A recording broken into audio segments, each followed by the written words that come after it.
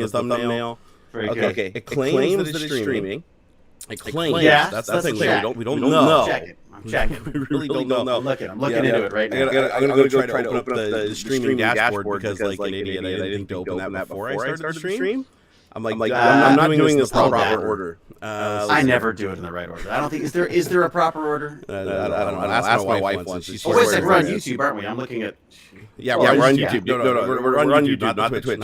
See, I told you. I'm going to make my excuse to everyone now, like I made it to you. I'm like on the cusp of a migraine, so I'm going to be even more unentertaining, or wildly entertaining, depending on how slurry. You know what? Though awkward can be fun. That's one thing I've learned. I made a career out of it. I've had some amazing live streams where like I was talking about off stream where it's like gear caught in headlights, where it was like the most awkward thing ever, and somehow that spurred something wonderful. Doesn't happen every time, but you know, it can be cool. It's one of those things that I feel like I mean, I think it's what I didn't realize with the whole YouTube Twitch thing before I got into it was that it's kind of like a family gathering. Like it's that weird kind of, sometimes they go well, and sometimes they don't. See, where did I get the massive echo at? I don't have an echo, so I don't hear an echo from you. All right, I'm gonna diss. Okay, I think I hold on. Check. Oh, actually, I know where it's coming. Hold on. Is it coming from me? There you go. Mute. I'm just gonna mute everything. I'm muting everything. Okay, say something. Probably wise. I'm talking now. Let's mute. Yeah. Okay, we're good. We're good. There was another. Remember, I set up my whole system from scratch, so everything that we're just trying out for the first time again. And so what happened was I had like an audio stream coming in from the desktop, which of course you were a part of because I'm visiting the Video Ninja webpage.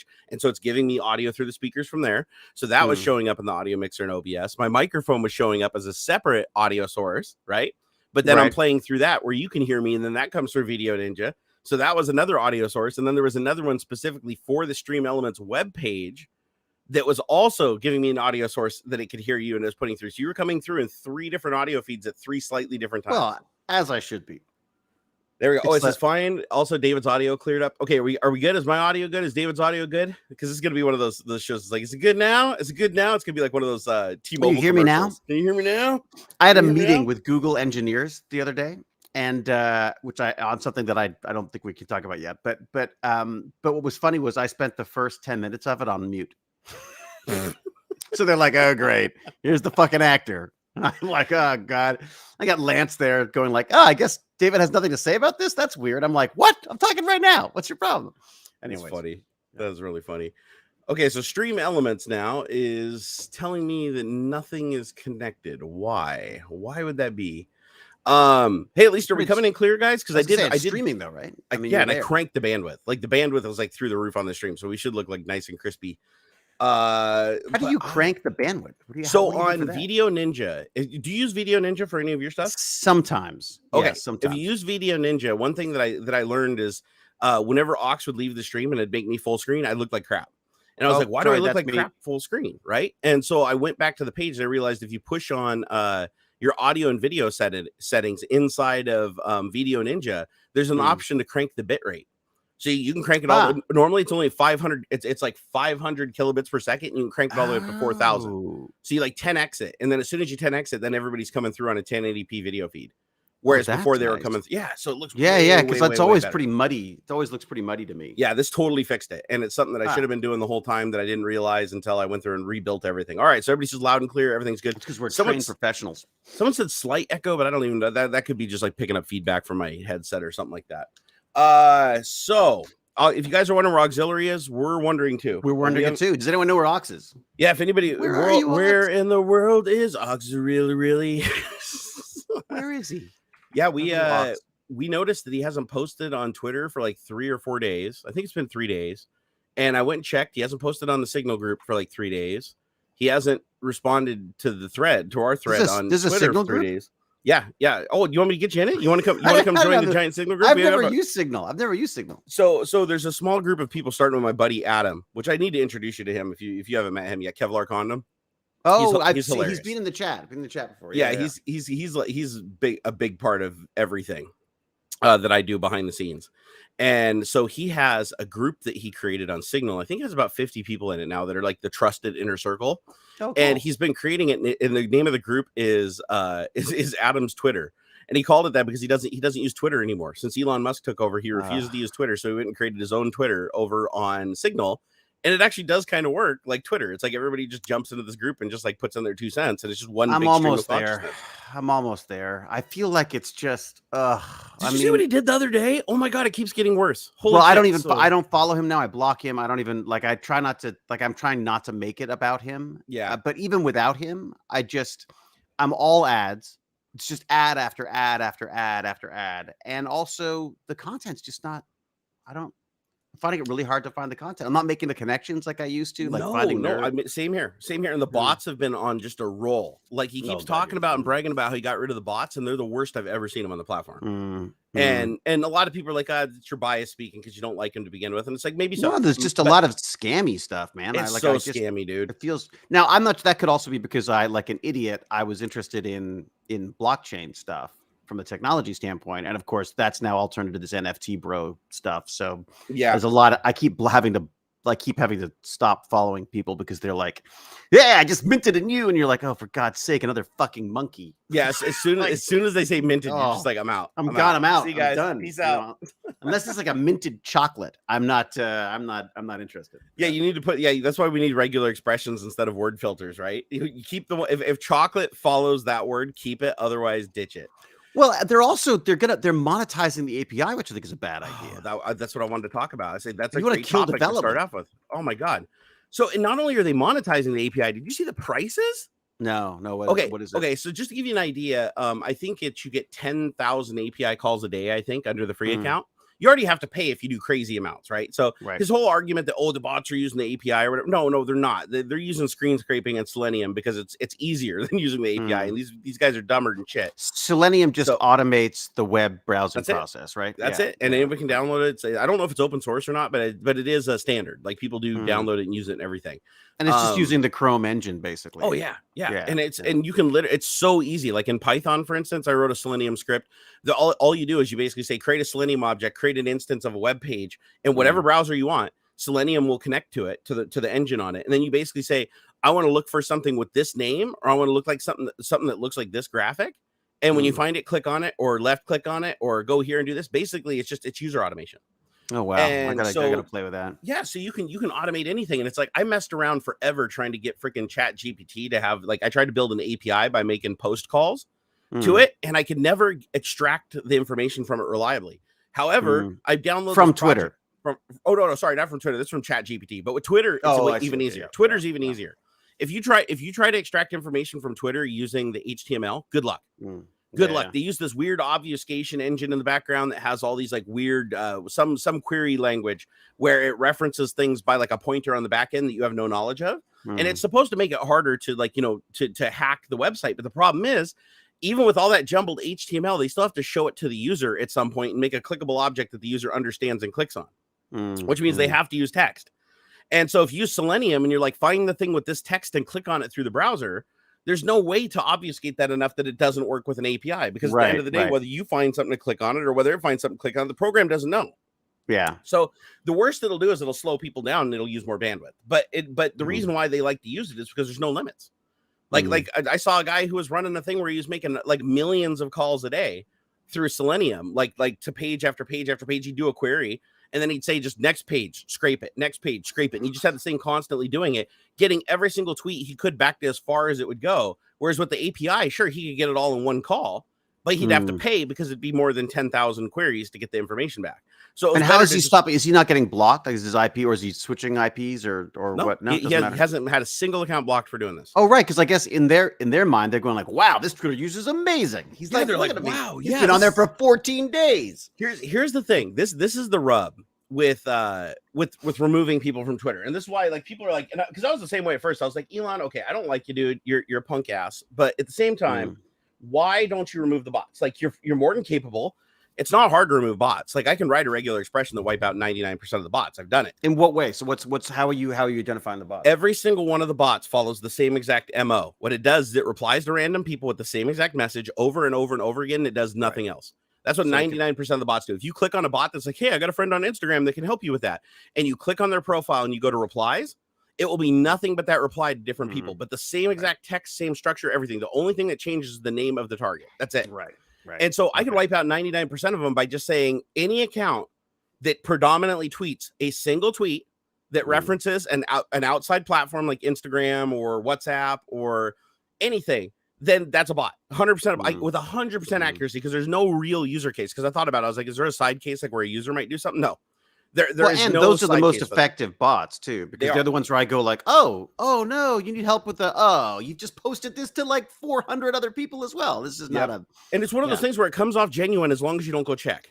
Yeah, exactly. Like if you don't check, it's like usually it'll be somebody who looks innocent and innocuous, and they'll be like, "Oh, hey, hey, I'm sorry your account got hacked. Hey, this guy helped me. Maybe he can help you too." And you're like, "Oh, okay. Well, back in the day before the bots came, that would sound like something reasonable." And with my nerds, like with my fellow nerds, that's I get offers for help all the time. Like it's it's not an uncommon thing. Yeah. So their tactic that they have is pretty solid, but it also really shows how they put very little time into developing these bots. These are not open AI bots, right? These aren't bots that are like changing their context and changing their approach to tailored to every user, where it'd be a needle in a haystack to pick them out. Now that's coming, obviously, because with OpenAI and ChatGPT, and now that's going to be API based and unlimited if you pay, what is it, like $20 a month or something. Once that drops, then all the bot guys are going to start using AI to do the bot interactions, and then it's going to be increasingly hard to pick them out. Oh god, yeah. Because the only way to create fight your own obfuscation. Yep. Well, the only way you'll fight it is with other API, right? It'll be API. It'll literally be API versus API. It'll be the same problem. We're into the AI wars. We're AI wars. 100%. Like we're there. 100%. Like that completely there. Yeah. It's like we need a Terminator, right? we need to catch a Terminator, reprogram to go back to John Connor, in this case Elon Musk, and smack him in the face.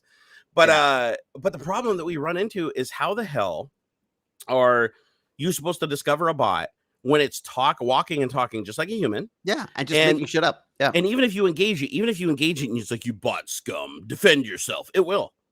And it'll be like, yeah, I didn't do that. Like, what are you talking about? I'm sorry, you thought I was a bot. I'll never do it again. And then it literally won't do it. It'll know. And so it's one of those situations where, to find bots in the future, what's probably going to happen is legislation will have to be passed where the AI is going to have something baked into every response that the AI does, almost like a watermark. And it's going to have to be in the form of what words are used in the responses and everything like that to create. So we're going to register them like guns? I mean, basically, yeah. How are we going to do that? It's going to have to be a thing where, just like with a deep fake, you're going to have a mechanism where you can take a reply, a block of text, feed it back to the AI, and get a reasonable assessment of whether it's AI or not. That's not going to work though, because the people who don't want to do that or won't do it. And then it's like, so the only people who are going to get punished are the people who are actually paying for the service, who are actually, Yeah, and the false positive rate will be through the roof. I'm worried that the government doesn't understand this stuff and is already sort of this mumblings about legislation and stuff. Because I'm just like, I feel like we need to talk about how AI is going to affect us, but I also feel like those ancient old, all the old doddering white guys out there, like, who are like, how do you make money on Facebook? I just worry those guys are gonna try to regulate AI. Like, that's gonna be. It's bizarre. I honestly don't know. Like, I've sat back and thought about it, because I love AI. Don't get me wrong. Like, if you just ask me, I am giddy about OpenAI and think that it's as big of a leap in technology that I've seen as anything else in my life. Yeah. Maybe even more so. Like, honestly, the more I think about it and the more I use it every day, that opinion doesn't get weaker, it gets stronger, which is rare. Because any technology I've ever seen, it's the opposite, right? It's like, the more you use it, the more you figure out its trick, you're like, it's less impressive. But no, with OpenAI, it's been the complete opposite. It's the most exciting thing that's shown up to me since the internet started. Like, I don't know of any other jump where I've gone from such excitement about the infrastructure. I mean, I guess you could say I was looking at the blockchain stuff thinking that could be where it's going. That might be interesting, but it fizzled in a way, we'll see. Look, AI also, we're early in days in AI. It's already the scumbags are moving in. You know what I mean? Like, it's definitely, like, I feel like there's like AI stuck on everything right now, but at the same time, I feel like, look, every new technology, angel and devil, right? There's always two sides to these things, right? And talking about like phishing scams, email scams, bots, all that kind of stuff. Man, they're gonna get good. I ain't clicking on shit.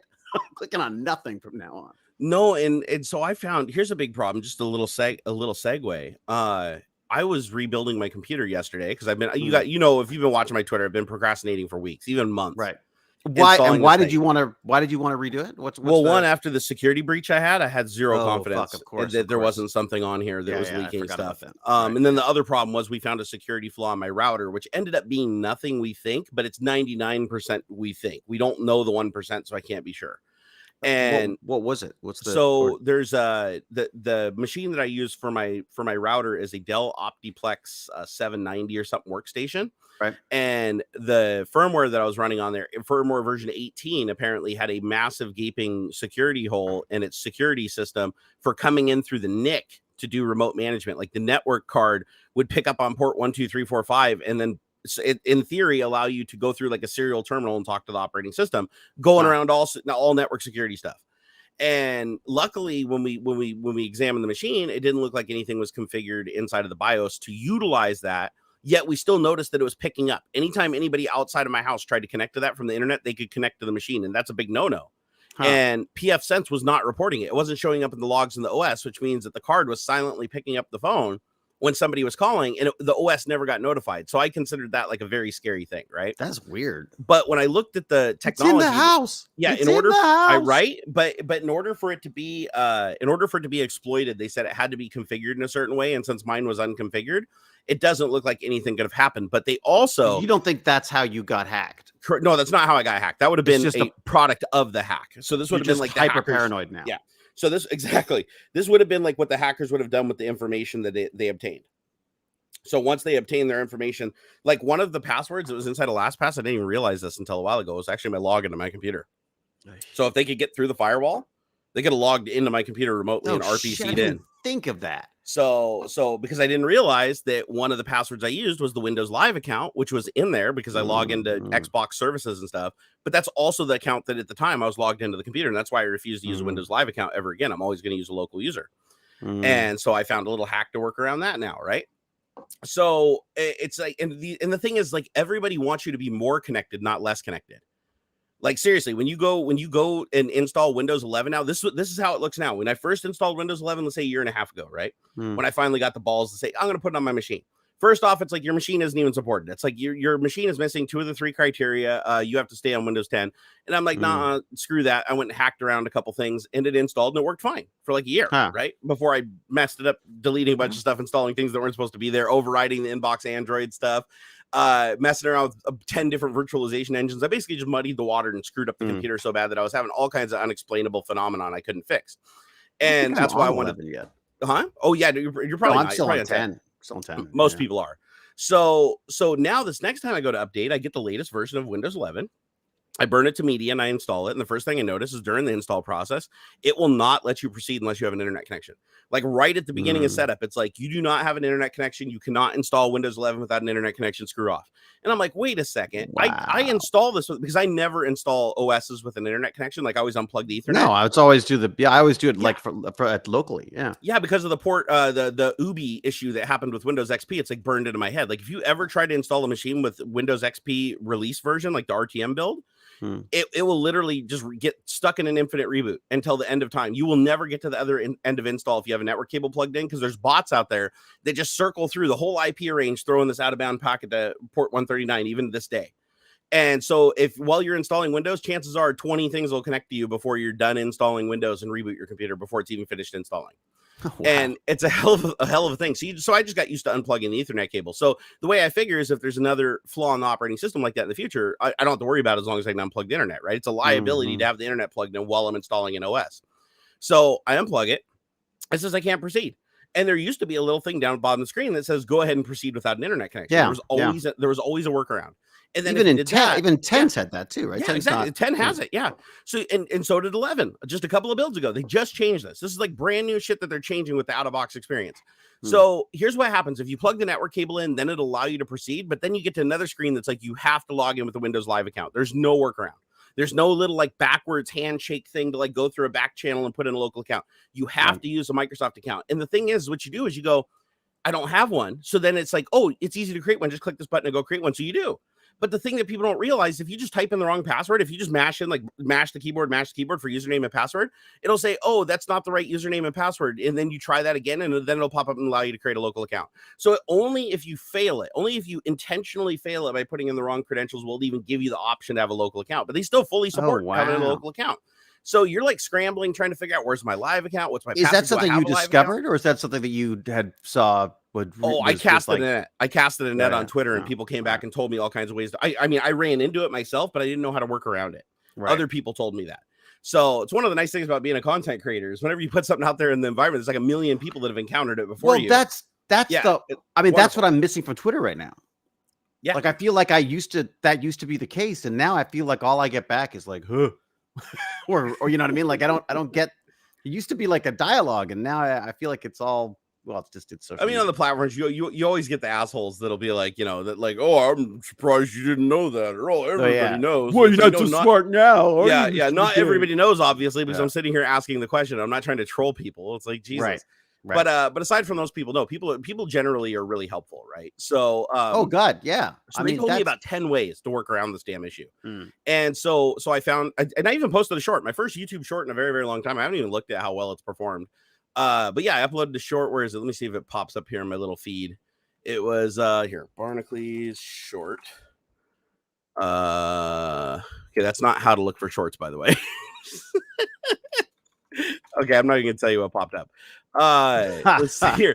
Yeah, so it's okay. It's 4,800 views. That's not terrible, I guess. But it said how to install Windows 11 latest release 100% offline without the internet. And what it actually required me to do, and there's a couple different ways to do it, but the simplest way I found is you have to hold down shift, hit F10, which who's going to know about that, right? And then that opens up a command window. And then from the command window, you go into a subdirectory called OOBE, which is where they store all the out-of-box experience dialogues and stuff that you have to go through. And then you have to run a script. They literally have a command script in there that you have to run that edits the registry and tells it to disable the networking option on out-of-band experience. And then it reboots the computer. And then when it boots back up, now all of a sudden the option that was hidden where it's like, I don't have an internet connection. Now you can select it. But only after that and only after a reboot. So I'm like, man, that is so far off the beaten path how this should work. I'm trying to think if Apple does that or not. I know they're always trying to get me online. I feel like with Apple, you expect it though, right? That's like people try to defend some of the stuff Microsoft's doing, like Apple does it too. And it's like, but with Apple, you expect it, right? Apple has never tried to advertise themselves as a open infrastructure. They never put adverts in their fucking operating system. Right. That fucking pisses me off so much. I'm like, it's gonna get so much worse, dude. You think so? Oh, 100% worse. Well, this is when we get to it, I'll when you start talking about your PCL. It's gonna get so bad, dude. It's gonna get so bad. So, and here's the thing: is the way that they're embedding the stuff in the operating system in preparation for doing that is making it impossible to block it. Like it used to be, like half the services for telemetry you used to be able to just disable outright, right? You could just kill the telemetry service or whatever. Say, don't give my info to Microsoft. Yeah. Now, if you do that, you can't just disable the service. You have to actually go in and like yank critical guts out of Windows. And by doing that, it doesn't work right. Like you actually have a bunch of transient issues that pop up that you can't get fixed. Something I've noticed with the Microsoft stuff, I can't remember what it was I was using the other day on an Apple on an iPhone, and it came up and it said, this it wants to track. Do you want to let it? And I said no. I went back. It's the first time I've ever seen it. Went back to the window and said, okay, then you can't use the service. And I was like, what? Like everything else I've got, you just say no, and then you carry on with your install. But it was I can't remember what it was, something Microsoft related that I was like, what? No, fine, I'm not using it. Well, like ad blockers, they're gonna be dead in 6 months. Like, no joke. I thought it was gonna happen a lot sooner than it is happening right now. I don't use them. I've never. They always seem so scammy to me. They felt like as scammy as the ads they were hiding. Some of them are. I mean, there's some that are actually pretty reputable and pretty good. And I do recommend in certain cases people use them because holy crap, are there a lot of ads out there that will just knock you over, take over your computer and encrypt all your crap. Because they're not discriminate. Like not even AdSense. Like Google AdSense will run an ad that will just mow over 1,000 people's computer before they take it down. If you click on it. Yeah, because they can't vet them. The ads are coming in at such breakneck speed. There's no way for them to vet them, right? Right. And so they just let them roll. And the same thing's happening. You're seeing over on Twitter. When you log into Twitter and you just scroll through your home feed and just do a search for promoted. Sometimes log into Twitter and just because I wrote a Python script. just open the freaking Twitter. It's promoted. That is Everything's true. promoted. That's true. They're everywhere. So, so what I did is I wrote a Python script that just goes through the feed. So you have it open the page and use Selenium, and you say basically anything that has promoted, the word promoted on it, extract it and put it in a file. And so in that way it gives you the ads, because I was doing this thing where I was basically going and stomping on all these drop shipper ads by putting my affiliate link in for like a quarter of the price, local with free returns, versus from China broken and they disappear and get a new domain every week. So I started doing that because, one, it makes them disappear out of your feed. So you get less and less ads because they start banning you. And as soon as the couple of, shitty people that are running, 90% of the ads ban you, then you stop seeing them. So it's kind of a cool tactic. So, but what I was doing was I was trying to irritate him. So I was every one of the ads, I swear I pulled out every ad for like a 24-hour period that was shown on my timeline. And every single one of them was the same thing. It's either a pay to win scam game. So like a game that's like, oh, free to play, you're going to love this game or whatever. And the game is literally poorly reviewed by every single site that even knows what it is. Most sites don't even know what it is. It's because it's like a fly by night, like pop up, take everybody's money and disappear. Yeah.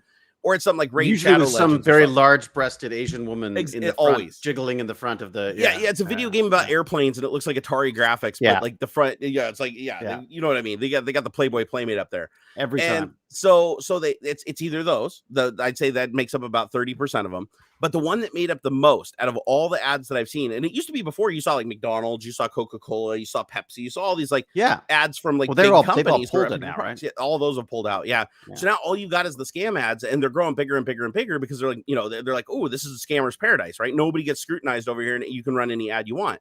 So, so all the worst ads that I saw that were like outpaced everybody, I'd say 70%. Are the freaking drop shipper ads.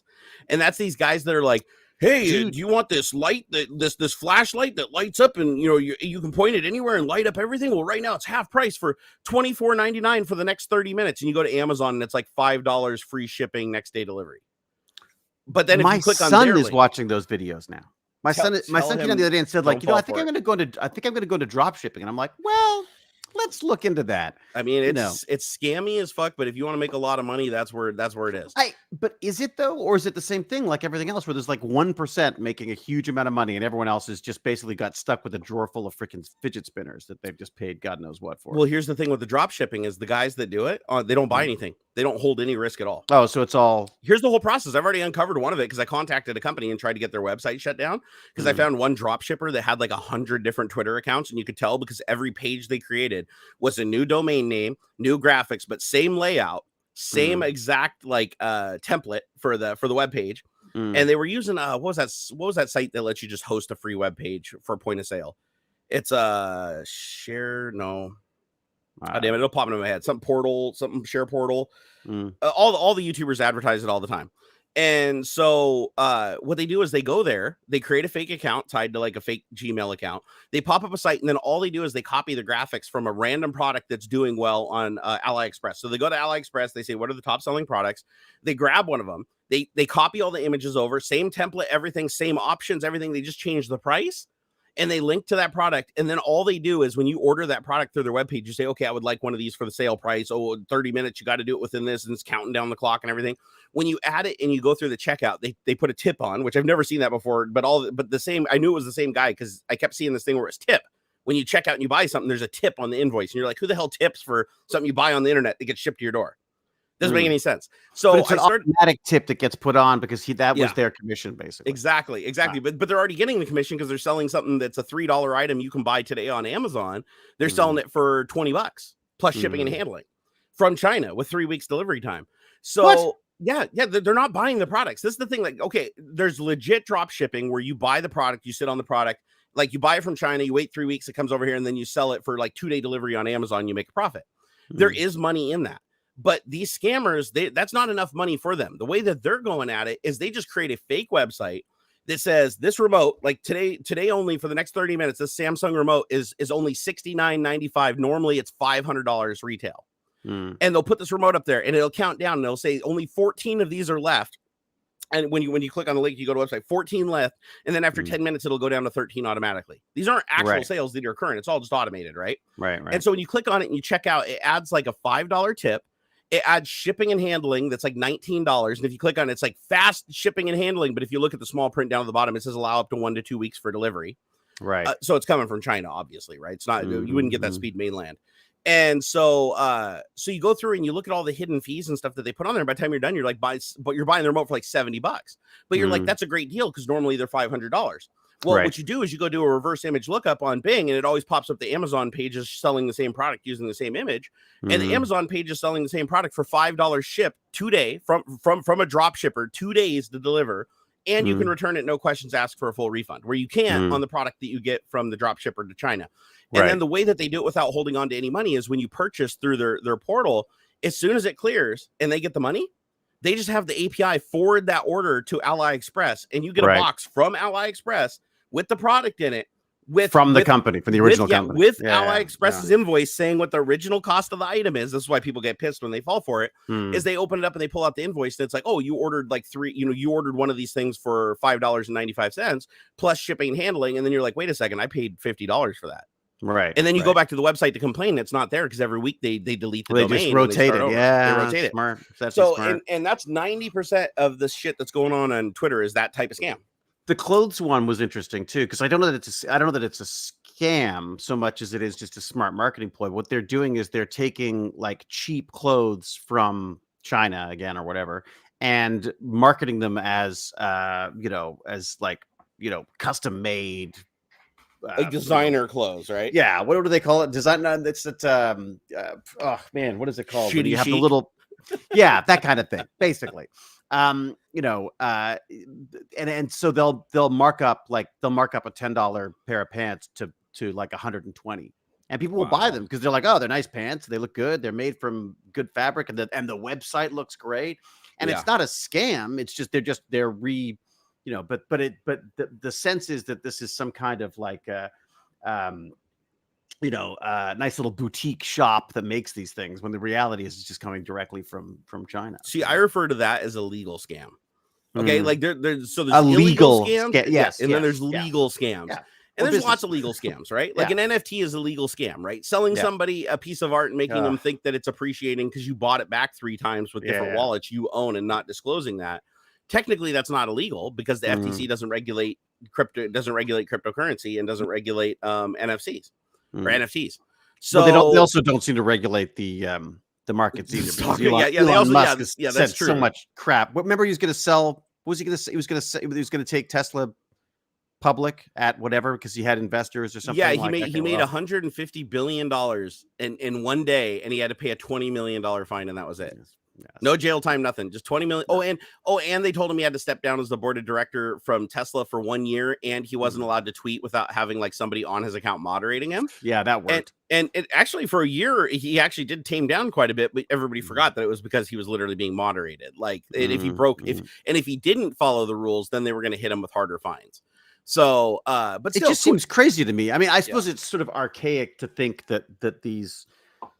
Anyways, I've taken us completely off topic, haven't I? But it just seems crazy that the CEOs, there used to be an element of like trust to this stuff where you go like, well, of course you can't lie about that stuff because that would be, you're lying. It's like, you don't do that. Whereas now I feel like it's like the the whole the blood company, the Thermos or whatever they're called. Theranos, that's it. Yep. What's the difference between a faked prototype and just a smart business pitch? You know what I mean? Like this is actually a really good point. So there's a guy on YouTube. He's one of these love him or hate him guys. His name's Thunderfoot. And he does a lot of exposing scams, right? He likes exposing like scams and shysters and stuff like that. And he goes after Elon like pretty bad. Like he definitely has like a grudge with Elon. But he has a lot of good points. He's one of those people where if he says something, he backs it up, right? He shows his sources, he works through his problems, shows his data. And through delusion. Yeah, and he's been right most of the time, but a lot of people don't like him because he's a very arrogant personality. But so a lot of people just kind of discount him right there. But I like him right already. On Elon a lot. But one of the points he made about Elon in his last video is he said, listen, Elizabeth Holmes, the leader of Theranos, right? Yeah. The company you're talking about. She lost $1 billion in value, $1 billion in valuation for a company. She never sold a single stock, her entire stock in the company, even when it was booming, it was worth $1 billion. She never sold any of her stock. Right. And she's going to jail for what, like 10 years or something like that for securities fraud. Now you look at Elon Musk. Elon Musk has lost $200 billion worth of value out of Tesla because of his dumping when he said he wasn't going to, right? He also lied when they went public, which false increased the stock, which then altered his agreement with Tesla that made him all of his money. Lied. Like he literally lied about said, everything. I've got people backed up. We're going to sell it at this. Like, it's not even like it's full on lied bullshit. About autopilot, lied about everything that he sold on the cars as a feature. Like, even to this day, still has not been fully realized and fulfilled. So where's my fucking Cybertruck? Yeah, he's just a liar. He's a professional liar, and he got paid for it. Now, here's the thing: he's lost Tesla he's lost himself $200 billion in value. He's lost Tesla $1 trillion, not $1 billion, $1 trillion in market share. Tesla has lost since he started all this crap over this last year. So why is it that he is walking free when he lost a company $1 trillion in value, which most of that value that was shifted to him so he could lose it was his to lose, came from a bad deal that he's actually being sued for right now at Tesla, where he was using Twitter to false inflate the stock at certain periods where it would allocate him the most shares under his contract with Tesla. And that's how he became the richest man in the world. It's not because everybody's like, oh, he's got like 80 companies and they're all super profitable. No, most of his companies are like are freaking loss leaders. What he's making money off of is this freaking Tesla deal that as long as he can manipulate it at a certain time every year, he can use social media to manipulate the stock and get Tesla to rally at that point. It doesn't matter if it dunks and trashes through the rest of the year. As long as he can get something out there to manipulate the stock and get it to rally at a certain point, then his little agreement with Tesla kicks in again, and he gets another massive, huge amount of shares. And those and they're options. They're not even shares. They're option packages, which are worth infinitely more when the stock goes up. And then it goes up, and then he's the one that sells it to crash the stock back down himself. So the cycle that he's in is pump up Tesla, which then under his contract forces them to give him a lot more options for being so successful. Then he turns around and he sells those options. Or transfers them into something else. And then Tesla stock crashes because of it, and then he rinses and repeats. But because of the verbiage of this contract he has with Tesla, which was never a fair contract, that's the thing is like that's why it's being investigated. These are meme stocks. Yeah, he's the master of the meme stock. Like Tesla at one point was worth more than every single automaker on the planet company put together at the same time. All put together. And they said that made no sense based on the volume and the product that they sold and how many. I mean, they said Tesla is a power player. Like they are like I think 1 to 2% of the cars on the road today. Of new cars sold per year, but still 1 or 2% of the cars sold, and it's worth more than every auto manufacturer on planet Earth at the same time. It doesn't make sense. It did not add up. But the stock market doesn't make sense now. It's all the stock market really doesn't. Like, this really didn't make sense. This is like a whole different realm. But so anyways, Thunderfoot called him out, and he's like, why is Elizabeth Holmes the one that's going to jail? And it's because she didn't sell any of her stocks, so she can't afford any lawyers. She doesn't have any power because she didn't she didn't leverage any of it to come into play. Right. Elon is only not going to jail because he used all the wealth that he made through his cheating to protect himself and insulate himself. And so if Elizabeth Holmes had have capitalized on that $1 billion valuation and dumped her stock before Theranos went into the toilet, if she had to foresee that and she dumped, then she could have taken a lot of that money and she could have used it more for her defense and to pay off people. The sense I get from her was, yes, there was a crooked kind of almost on the spectrum kind of approach to her business where she was obsessed with this stuff. Yeah, her story is really weird. It's a very odd story, but at the same time, it's only odd because for the first time it's a woman doing this. Yeah. This is the way most startups would work, right? They hype the shit out of stuff. They fudge where they need to fudge and to get the deals that they need to get. I mean, you listen to the stories about early Microsoft where Gates is begging and pleading and saying, "Look, it worked when I showed it to my mom." I mean, like it's become better. The theater around it has become much better. Yeah. Once you see what happens, so I think Elon, he's really worried right now. Why he's literally like trying to get everybody to go blue on Twitter. He's charging for an API that every other platform is always giving away for free because it benefits their business. Now, remember it used to be $8. Oh yeah, now he's trying to pitch me on $15 for a blue check mark. And you notice when you click on it, and you sign up for blue. Not a single thing that you get is available yet. Like it's still all the old. Have blue you signed stuff. up for it? No, I'm going to as a part of an experiment, but I'm not doing it right now. I was thinking about doing it just to see what would happen, but at the same time, I'm like, I'm not going to spend $15 a month. I don't. So is it worth it? Here, I'll click on it right now. I'm going to show you this. So if I click, okay, I want to subscribe. Okay, it takes me to a new. Oh, they changed their checkout page. Okay, they change it all the time. Nice. It's changing all the time. Yeah, their last checkout page looked really ghetto. Like I was like, is this a scam? Like it literally looked like a scam, like something that they made in 5 minutes. Mm. So yeah, right now it shows here $7 a month or $8 a month, depending on whether you do a monthly plan or an annual plan. But at least they took this out. Oh no, they didn't. Never mind. They didn't. It was the text was too big. Let me blow this up full screen so I can see it. Coming soon. Exactly, Yeah, exactly. So yeah. you look at it, it's like, oh, rocket to the top of replies and mentions and search. Again, that's anti-free speech.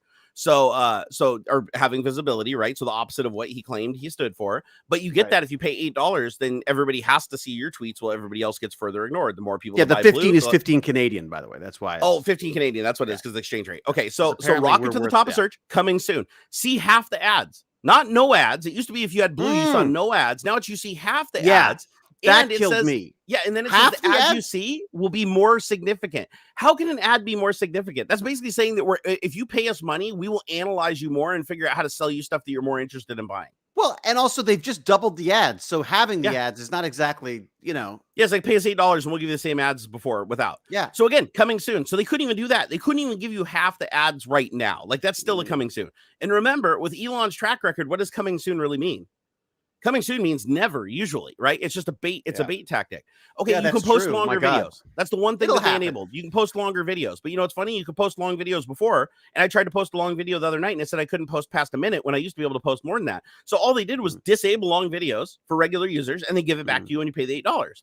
Yeah. Get early access to select new features with Twitter Blue Labs. There's no list of new features coming for early access. Like there's not even a list of like there's coming soon.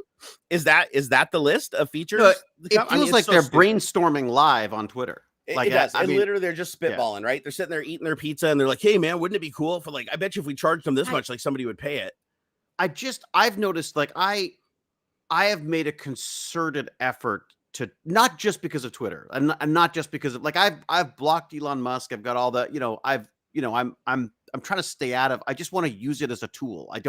The fact that it suddenly becomes some kind of a political thing drives me nuts. Like I just liked it as a tool for finding out about stuff. And, the guy who said he'd never get into politics grabbed a platform and turned it into nothing but. Yeah. I mean, it's bizarre. So what I've started doing is there's all these newsletters that I subscribe to that I never freaking read. Like I always think like, oh man, of course I want to know what's happening with Raspberry Pi or whatever. Like I'll sign up for that. And then they just end up I end up like filtering them out. So now I've filtered them all into a Tech Bandits folder. And instead of doing Twitter for like an hour or 2 hours in the freaking morning with a coffee, I go through my newsletters and holy cow, what a great experience that is. Because it kind of reminds me of the old days of Netflix when they used to just send you the movies. Instead of being overwhelmed by all the shit that's out there, you just got the movies that you knew you wanted to watch. Well, now I go to my newsletters. I'm only getting newsletters for the stuff that I wanted to know about. So it's like talking about perfect marketing. I've signed up for like a chemistry world and a biology thing and some electronics and Spectrum IEE or whatever it is. I mean, like there's a whole bunch of great stuff out there that send me the link. Send me a link to some of these things because I mean I haven't signed up for like a newsletter in forever because my email box Nature is magazine inundated. Go check out Nature. I mean, like it drives me crazy. Like I would love to subscribe to Nature, but it's so expensive. I mean, not to be such a cheap bastard, but it's just so expensive, and I'm just not sure that it's worth the money at this point. But I'm contemplating it because I go, there's so often I end up on nature.com looking at the various different like tech, biotech stuff, Oh, speaking of which, sorry, total aside now. I love the asides, man. Bring it. Aside me. That, I don't know if you can see that snot there is agrobacteria growing on my little agar. And as soon as it's got a nice fuzzy cover, not fuzzy, but as soon as it's covered the whole thing, I scrape it off and I inject it in a plant. Oh, you're doing CRISPR stuff. It's kind of it's like CRISPR for kindergarten. The Odin folks sent me this plant engineering kit. Yeah. And so you grow this this agrobacterium that has a ruby plasmid in it, so it turns the leaf. It gets the leaf to create this nice red pigment instead of green. Oh, so it's not a genetic mutation; it's physically changing the property of the plant. You are adding genetic material to the plant, which gets it to engineer this. That's totally CRISPR, dude. That is really like exactly what you would do with CRISPR. It's really neat, really, really neat. So So it's this, and it's just, I just love those guys. So Dude, I'm CRISPR is scary shit. Like one, you can buy a CRISPR kit. Like if you want, it's like $200-$300. I got one. And you can just do it at home, do it right? in your basement. Yeah, they're like I watched a YouTube video where a dude got a rat to glow in his garage. Like he literally got the CRISPR kit. It took him like 10 generations. Make it insulin. He got a rat to actually fluoresce under ultraviolet light. At and I was Biohack like, the Planet, cool. Exactly. A guy got up there and said, okay, he's got like a shed in Louisiana or something. That he is this the dude that injects himself? Well, there's that's that. Oh, that scares me, dude. That is shady. It's that was Joe. Joe's doing Joe is a show person in a way that I think the industry needs it to some extent, but yeah, I think even they would say that's a little beyond showmanship when you're like, hey, I grew this in my garage and I'm gonna now inject myself with it in a video for the internet. Well, they also made their own COVID vaccine. And what was weird is tell me they didn't. It worked. Yeah, and it worked. Well, because they said like all of the paperwork was out there about how it's done. There's all the and this is not just some loser in their basement. It's this So the COVID vaccine is simple enough that if you have the right equipment, you can just like make that shit in your garage. Well, you need the skills. This is a NASA engineer. Joe worked at NASA in their bioengineering. I mean, it's not like, but he's trying to make it, or they're trying to make it. Sorry, he's in transition. They're in transition. So I never get it right. But trying to make these kits available to, losers like me who go like, that's cool. I'd like to do that too. So it's just interesting. They're a really fun bunch too. Like they're just it feels like, I feel like I could only equate it to it feels like if I was there in San Francisco during the 60s or something, like they are at the forefront of changing the world. And they're just this wonderful, weird bunch of people who are so much more exciting than conservative me, whatever. Yeah, the one thing I've been paying attention to is the insulin, the open insulin project. Mm-hmm. That's going to be a game changer, man, because insulin is so ridiculously overpriced. Like it's honestly produced in the highest quantities it's ever has been in humanity's history. It is the cheapest it's ever been to manufacture. Like the pharmaceutical companies try to bullshit you. No, it is literally the cheapest that we used to have to manufacture it from what, like the kidneys or something, or no, a pituitary gland of like an animal or something. We had to propagate like pigs or something. And it was super expensive. Like the amount of waste that you created by creating this was very, very, it was a lot. Now they can grow the stuff basically from they create like a goo tank, and the goo tank just manufactures it and then they filter it out. Right. It's like super easy. Like it's not super easy to get to that point, but once you get to that point, it's like unlimited amounts of this shit for basically pennies on the dollar. And they sell it for an insane amount. It's the most expensive it's ever been by like a factor of 100. And so this open project is leaning towards creating these units, these photosynthesis cells that you just basically like an aquarium, you put it up in your window in your house. I thought it was something like that. Sort. Yeah. It's some kind of bacterium or some kind Jim of living culture. Yeah, he'll know. Jim will know.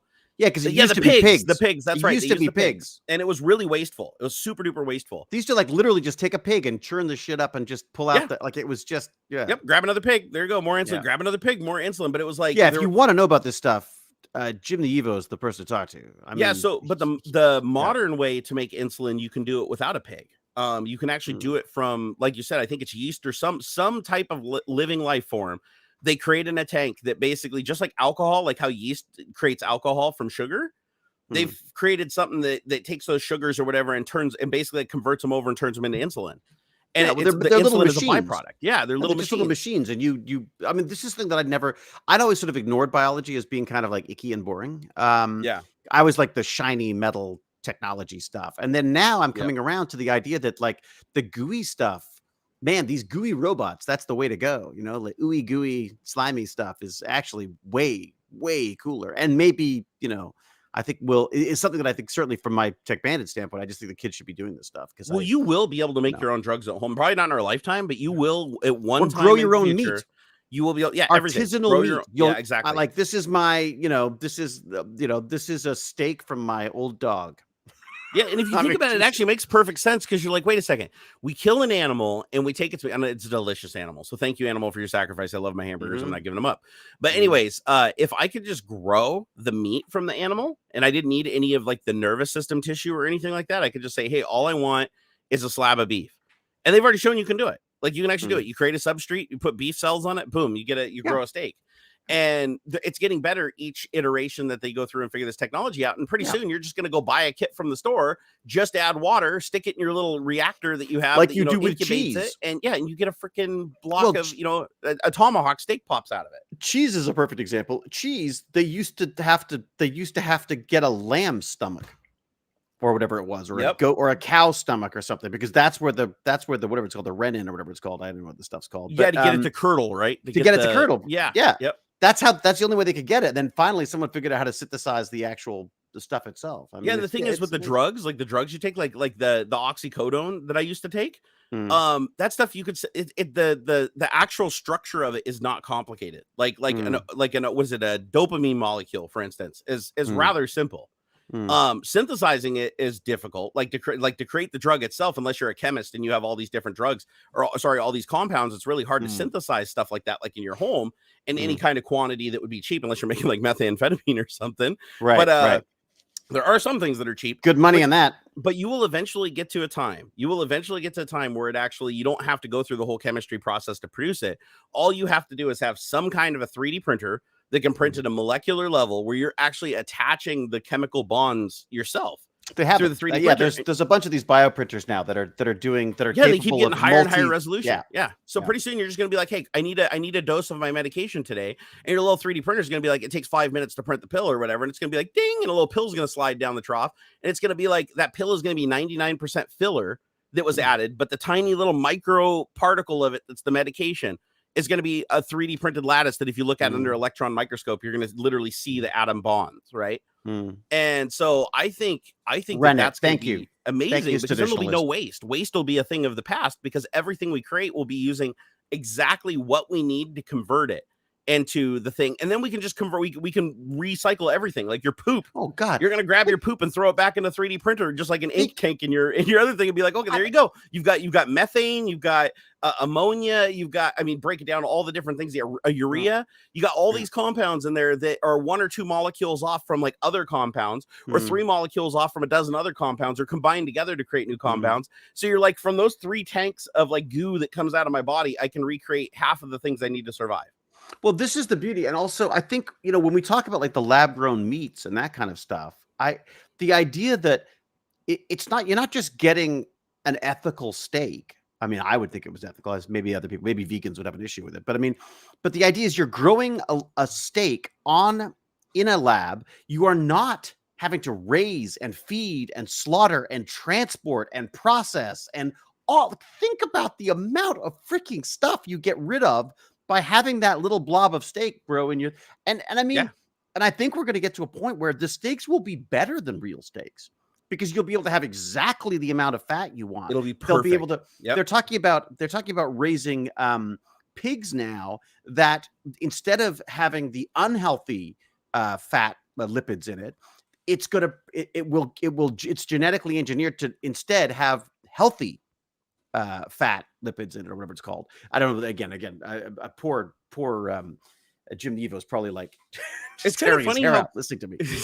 No, he does okay. He hangs out my chat on my stream sometimes, and I haven't seen him like try to everywhere. I don't know. I don't know how that guy runs a freaking phage lab at University of Georgia and still has time to do all of the learning he does. It's amazing. It's called delegation. It's a wonderful thing. He writes for Kurzgesagt. Yeah. No, that's one of the first things he told me, and I was like, I watch that channel all the time. Did he also tell you that he burnt down Gimpy G's house and stole all of his viewers? I was pretty sure that I didn't want to say anything, because I figured he has legal powers behind him. He just happened to be streaming with Gimpy G when the house got burned down. Oh, and then conspiracy. Yeah, and then invited everyone to come to his channel to talk about it. I could see him doing that. Like, that does seem like something he would do. Yeah. Doctor professors are smart, so he's running circles around us. Dude, they're always plotting on you, man. Hey, Eric G, thank you for the $2 super chat earlier, man. Sorry I didn't see that. He said, woohoo, TikTok. How you guys doing? Woo-hoo. I'm doing all right. How's your migraine treating you, brother? It's okay. I'm gonna go get some more coffee, see if that helps. Actually, caffeine is really good because it's like supposed to be great. So this is why I hate the internet. So I looked up on the internet the other day. I was like, okay, caffeine. There's only one. Okay, this is one of the 10. I'm going to start saying from now on. This is one of the many things about the internet that I hate. Yeah. I go out there. First of all, never ask the internet about medical conditions because it'll always tell you you're dying. Always. Like, it doesn't matter. It's like, oh, my toe hurts. And it's like, oh, you've got some rare virus from like. Or my dad. Don't ask my dad either because my dad's the same. My dad's like well, you're sleeping a rare tick from Africa that sometimes flies over here on wind currents, lands on your big toe and bits you, and you're probably dying. You have Genji fever. Exactly. I haven't left the house. Yeah. It's like you're like, oh, my leg itches a little. You have Ebola. Most likely you have Ebola. So oh God, you don't do that. Well, that's like a nightmare to me. So I went on there, and so I went on there the other night, and I was asking it. Oh man, I was asking because I was having like some symptoms where I was having trouble talking because I was getting so stressed, and so I was having like a fear response from stuff that's going on with this hacking stuff that's related to it, and bombs keep getting dropped on me when I'm really tired and I just don't have any more energy. And I got to the point where I couldn't even speak, like language wasn't happening. And it was freaking me out. And then because I couldn't talk, it made me even more scared because I'm like, am I having a stroke? Is something going on? But I was like, I can still think okay. I can't turn it into words. And so I went and looked online to see what it is. And it's like, I found one thing. It's like, nah, this is really common with an extreme anxiety attack. And I was like, okay, that's cool. But I also found another thing that's like, okay, this is like the first sign of a brain bleed. You should go to the hospital immediately and get like, a PET scan of your head or whatever. And it's like, oh, okay. And then you look at another thing. It's like, oh, you could be experiencing, this like type of stroke or whatever, go look at your pupils in the window for 30 minutes or whatever. Call 911 immediately. And it's like, and I'm like, how many do your toenails look like this? Then you're probably going to be dead in an hour. Yeah, exactly. How many people are going to the hospital? So I looked up caffeine because I was having circulation issues in my arms. And I was like, I heard that caffeine was a facial restrictor, right? Like it'll cause your veins to shrink. And I was like, but I went and looked online and it said it's a dilator. But then I found another thing that said it's a constrictor. And I kept going back and forth. These are all reputable sources that I'm opening up. And I'm like, so which one is it? And I could not for the life of me looking at both of them figure out is which one is it? Because half of the people say, oh, it's actually a dilator because it allows more blood flow. And by allowing more blood flow, that's how it gets rid of your headache when you have a caffeine headache from, because you get used to that extra blood flow and it goes away and it increases your heart rate, which moves around more blood and more oxygenation in your system. And then I read another thing that's like, it's like, oh no, the reason that you have when you drink caffeine, it shrinks down your veins and causes massive circulation problems and doesn't allow blood flow. It can cause headaches. Yeah, but I was like, yeah, exactly. It can cause headaches. And you're like, okay, well, wait a second. If I was so I see these people up in Antarctica drinking hot coffee all the time, right, to stay warm. And I'm like, if it was a vasoconstrictor and they were doing that, wouldn't like they get frostbite and their limbs would be like falling off and stuff because they're drinking it to warm up. They're not drinking it to try to kill themselves more. So I couldn't figure it out. Like I went back and forth and I was like, which one is it? Make up your damn mind. And yeah, it's a diuretic too. Well, everybody agreed on that. Everybody agreed that it is a diuretic, that it does extract water from your system. And but the thing is people are like, oh, if you drink too much coffee, it'll dehydrate you. No, that's wrong. There's 99.9% of the physical liquid that you're drinking in coffee is water. So it just so happens that the diuretic doesn't even remove the total volume of water that you're taking in with the coffee you're drinking. So you're still net positive. You will still hydrate. The end result of drinking coffee is hydration, unless you're drinking like, a quad shot Doppio little, like where you're drinking syrup, basically. That's coffee oil. Which I've done. Yeah. Yeah. You'll be overall okay. But yeah, it is a diuretic. Well, I don't know how people do those Red Bulls, man. Like that's like a heart attack in a can, man. I watch. Oh, go ahead. Well, it's just caffeine and sugar, right? I mean, that's like Jesus. There's two things that I found in those energy drinks that I tried outside of an energy drink, and I figured out it gave me the exact same effect. And that was the vitamin B, the B12 or whatever that's in it. That's what they used to do to actors when we were feeling low and we couldn't get. They'd call in vitamin B shots, right? Dr. Feelgood, and they'd come and jab you in the butt with a vitamin B shot. So when I take because I take a vitamin B every day, it's like the vitamin B does more than the caffeine does, which blows my mind because I've always taken every other vitamin. I'm like, it doesn't do shit. Like you don't notice anything for weeks. You take a vitamin B and it's like within an hour or two, you are like pumped and you're like, okay, well, that's in every energy drink. So obviously and it's usually in combination with caffeine. I take it and you notice a huge booster effect. And the other one is taurine. So taurine, I don't know where the hell this stuff comes from. I mean, there's all kinds of theories and stuff. It's like testicular bull piss or something is what people refer to it as. But this taurine stuff that they put in every single one of these things and what is it? Guarana, which is like a different caffeine, right? A different type of caffeine than coffee caffeine. If you take those things outside of an energy drink, it's the exact same effect as just drinking the energy drink. Like I've had a caffeine pill before and had the vitamin B and it felt indistinguishable from chugging a Red Bull. And the same after effects too, the dry mouth and not feeling so great the next day and kind of having a hungover sensation. It's like that combination, and it's always the same. Whenever you look at the energy drinks with a couple outliers, right? Whenever you look at them, it's always the same. Every one of the drinks, you look at the top chemicals. It's like caffeine, sugar, taurine, vitamin B, and the guarana extract is where they get the caffeine from, because apparently that's like the super caffeine. I don't know how much truth there is to that, but obviously if they're all using guarana and they're not using like coffee extract, it's either because it's super cheap or because it's way more effective. I'm trying to get a social media shot for us, by the way. That's why I'm leaning in. Oh no, do it, man. Lean right in that camera. People love seeing for that some beautiful reason, mug. It's got that weird. Oh, I like the. Oh, look at that. That's kind of cool. I've got the wide angle. Dude, we should look really crispy today on stream. Like I haven't blown it up yet to see how I've got looks, such a shitty monitor. I got to get a better monitor. This is here. I'm gonna blow this up. My monitor is so old. All right. So old. So I just put it in 1080/60 and blew us up, and yeah, we're looking pretty good. We're looking pretty good. I kind of figured it'd be a little bit sharper than that, though. I don't know why. It still has a little bit of a fuzzy to it. But yeah, it's probably because it's in my contract. Fuzzy's in my contract. It's in your contract. I demand a certain amount of fuzzy. Because honestly, this should be tack sharp, because I'm literally streaming right now at 10,000 kilobits per second. So 10 megabit basically is what I'm streaming at. Where on Twitch, the maximum you can do is like 6 megabit. And if you've seen my Twitch stream, it's way sharper than this. Mm-hmm. But the thing I noticed that made the biggest difference was just increasing the bit rate inside of Video Ninja. So if you go into Video Ninja, like right now, let me make sure it's still cranked up. So which one I click? Room settings. Oh no, it put the video quality back down. Let me crank that up. I don't know why it turned it down, but here, watch this. Let's see if this does it. Because it probably took one look at me and went, Jesus, that needs to be. Okay, let's see if this looks like super sharp. Yeah, it actually, I was wondering why it was a little blurry. Okay, there. I cranked it up to 4,000. We were at 500. So if we give it a second now to catch up, I bet you it'll look so much sharper and crispy now. I'm going over. Let me see. Did it do it? Yeah. Here, let me full screen. No, it hasn't caught up yet, but it will. It should no, it hasn't snap. Yet. Okay. And it should be night and day when it does it. Let me make sure it's not turning it off again. I don't know why I turned it off, because I checked. I just opened it up and it's back to 4,000. So there's a setting in there. It says change room video quality, and it starts at 500, which is fine if you're in little windows for the most part. But I cranked it up to 4,000, which should be enough for you to be like perfectly tack sharp full screen by yourself. And let me see, did it actually take effect? I think our stream is way lagging a little bit. Jesus, way lag. Yeah, it's like minutes behind. But let us know in chat, guys, when it kicks and we look like sharp and we don't look fuzzy anymore. It takes so long that I'm like, it's making me reminisce. Yeah, because this should be like I think laser sharp. And here's the thing. So I figured out something the other day. Check this out. So I've been streaming on Twitch for the last six plus months.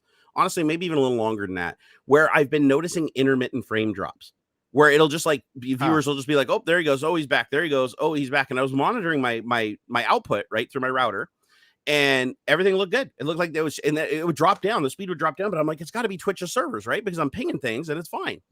But sometimes I would notice that it would, the ping times would spike way up, or a packet would get dropped. And I was like, what in the hell is going on? Because I have enough bandwidth. I have, when I do run speed test, I get like 900 down and I get like 35 up, which 35 up is terrible, but it's still enough to live stream, because that's enough to carry 10 megasecond live streams, right? Simultaneously. What is your base? What is the internet you've got at the house? So the internet I have right now is cable, and its total speed is 1 gig down and 35 megabit up.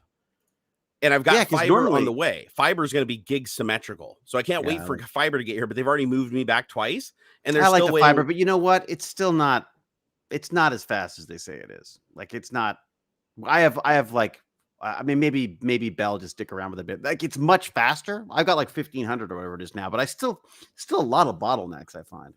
Well, I'd like to see here. You'll have to show me offline, like what your speed tests look like, because the fiber that we have up here is ridiculous. So the fiber we have up here is so fast that I can actually transfer to my NAS faster over the internet than I can from the computer sitting next to it. See, that's interesting. I wondered about how fast our internet is. Yeah. See, I would love to. Actually, that's something I got to talk to you at some point. I'd love to set up a high-speed internet just within the house, so that we could have, my wife can have her video stuff and I can have my video stuff just on a server. And this is a Malventano question, actually, but yeah. No, 100%. And there's a lot of other people like I'll discuss this stuff online too, because people want to know about NASs. People want to know about good solutions for having Plex servers and stuff like that. And what are you using now? What, you've got a Synology back there? So I have a Synology. I recommend that if you have lots of money and you just want something that just works. Right. Like, Okay. and I don't have lots of money. I just Look, had enough clout for them to send that to me. That's So, I like the Drobo. Like that was the Drobo was wonderful. Like I the freaking Drobos are love it. expensive as hell. They Though. are Oh my god, so they even expensive, make that look cheap. but they are like the Apple fridge of storage. Like They are the gold it's standard. so they're done. They're dead. The company's under. Yep. So now I'm like, their hardware shit. got really shitty towards the end. I don't know what happened, but the new Drobos, like the last generation that came out, were terrible. It's noisy. Like it's like you hear it winding up, and it's like no, it's definitely like a backup solution. This thing has 12 spinning discs in it, and I could run it on my nightstand if I wanted to. It wouldn't even bother me. You don't even hear it. It's literally sitting right next to me. Look, that's like. Do you hear anything? That's insane. That's 12 spinning discs in there. Now, what would that set you back? You talked to Synology and said I'll test it or something? Yeah, I was like, hey, Synology, I'll review this, and then they sent it to me and forgot about it, and it's still here. I still got to review it years later. This thing right here in particular, I think those are a little over $1,000 for the ones that hold over 12 drives. But if you're looking for one that holds like 8 drives, like because you can get a 20 terabyte single drive. This is it. As long as your NAS can take it, then I mean, think about that. A 20 terabyte. That's like okay. So let's do a little math here. So we got 20. What do we got? Eight drive array. I've got 8 terabyte drives. That's 160 terabytes that you could fit into an 8. And the 8 drive array, I think, is like 500 or 600. So you should talk to Malventano. Malventano has a garage. He's got like I can't remember how many Petra something bytes or whatever the hell he's got of stuff. That's 106. So even with redundancy, so if you enable redundancy on it, so if you lose a couple drives, if you lose 2 drives, you're still fine. Which is you still have 106 terabytes of accessible storage at 20 gig drives or 20 terabyte drives. It's crazy. I dropped my Drobo. When we were renovating, I dropped my Drobo while it was on. Oh no! Every single there's no way it drive survived. in it went red, and then it started rebuilding, and I'm like, we're fucked. Well, 3 days later, all back to green. Dude, you have no idea how much you lucked out. No, I know. I've lost. That wasn't a stuff. Drobo thing. That was whatever brand drives you had in there. Buy more of them. Like that never happens, dude. I've literally crashed an entire NAS by just jumping next to it too hard. Huh. Like I put one. I learned the hardest lesson I ever did was back when I had the Windows Media home server. You remember when Microsoft was doing NASs back in the day? Yeah. So I had one of those Media Smart home servers that was like a joint venture between Microsoft and Hewlett Packard. And I was playing Dance Dance Revolution upstairs in my room with it sitting on my desk. Boom, boom, boom, boom. Me and my friends like going to 180 beats per second or whatever. And I come over and every single drive was faulted. I rebuilt it, tried to reboot it, and it said that what was it? It was 3 of the 4 drives were completely crashed, wouldn't even spin up. And I was like, I lost everything. I was so mad because there's so much stuff on there I wanted to keep. There's a portion of our life that I don't like to bring up with my wife because I lost all of the photos. I've been there. It was because I had a NAS and I will call them out on this. It was Otherworld Computing, and it was a NAS drive that they had. And then in small print, I find out when I went to say, hey, what's going on? It was that you had to have not only the right drives, you had to have drives from the same serial, like literally drives that came out in the same batch. That's crazy. Otherwise, they wouldn't support them. And I was like, that was it. That's them just trying to weasel out at that point. I think they did. I mean, it was, I was. So Synology, though, amazing. I've had an amazing experience with them. And the software is easy, brain dead. It's as easy as it gets. There's no other NAS solution that's easier than this. It's like literally you log into it and it's like you're using an iPad. The interface is very iPad-esque. Okay, well that's me. And the cool thing is Synology has their own version of software for everything, like Plex server for video stuff. One of the things I really like about it though is they have all of their own inbox solutions for like backing up your computers and restoring your computers. So one of the neat things is like normally people would go install something like Clonezilla or to create their images and then restore them and have to have a Clonezilla boot CD. No, this thing you can even set it up as a Pixie boot server. So if you have a computer that has a bootable NIC, like you can set it up to boot off of the network card, you can actually go in and have it back up your system and then just reboot the computer, hit F12 to boot and say boot off the NIC. It'll connect to that. It'll boot up to the little image server and it'll just drop the last. You can pick which day the backup happened up to, I think it's 20 days. It keeps by default. You go back to and it's differential. So it only copies what changed. It doesn't do a new copy of everything. And so you can just boot it up and you can just restore it that way, or you can plug in a USB thumb drive, or you can put a CD-ROM in and it'll boot up and it'll restore any image right off that. You just put in the username and password for the NAS, pick your image. It'll even know which machine it was. So it'll only let you restore images that are specifically for that machine unless you explicitly tell it not to. Like, hey, I would like to image this machine to this machine. But it's all in-house. It's all done with their own software. It all just magically happens in the background with no intervention. If it fails, it'll send you an email with like a detailed list of like everything you need to do to fix it. Like if you're out of space or if it just failed for some other reason, or if they detected, and it'll do a health check on the computer too. So it'll tell me like, oh, smart detection failed on your drive C in your main computer. So we did a full backup of it instead of a differential backup. You might want to replace that drive. So what have you done with that since the hack though? Is that something else you've got to deal with as well? Not really. I don't believe that this got touched. And the reason that I'm fairly confident that it didn't get touched is because this isn't on my network. This is literally connected directly cable to cable to a 10 gig to an adapter in that computer. And that's it. Because I don't want the whole just network. Means you can transfer stuff like you don't even notice. Yeah, it's super fast. It's super fast. That's what I want. I can fire up RoboCopy, and I copied my entire 4 terabyte drive, I think, in like 4 minutes, 3.5, 4 minutes. That's what I want, because I want to start doing some more video stuff, and it's just a, especially now everyone wants freaking 4K for some unknown reason. Yeah, the cool thing is this thing has like the bigger ones, like the smaller ones. I think have 2 Ethernet. This one has 4 Ethernets in it. So if you want, you can put it on 4 separate networks. So if you have like VLANs in your house and you want like a different network for each section of your house, you can also do something that's kind of cool where you can take all 4 of the Ethernets and run like multiplex them. Yeah. So if you run all 4 of those into 4 NICs in the back of your computer, you can have 40 gigabit. Baby. So or in this case, actually, no, those are in this one specifically, they're only 1 gig. The newer ones are 10 gig though. I added a 10 gig card to this. Some of them have HDMI out on them, and I don't quite understand. I'm assuming that means that it'll just pump it out. That's QNAP. So what does that do? QNAP is the content, basically the direct competition for Synology, and QNAP to kind of point themselves out different. And the thing is, they look like when you log into their UIs and use them, they're very similar. They've ripped off each other like so many times. Right. But the QNAPs usually have an HDMI on them because they're more like media centers.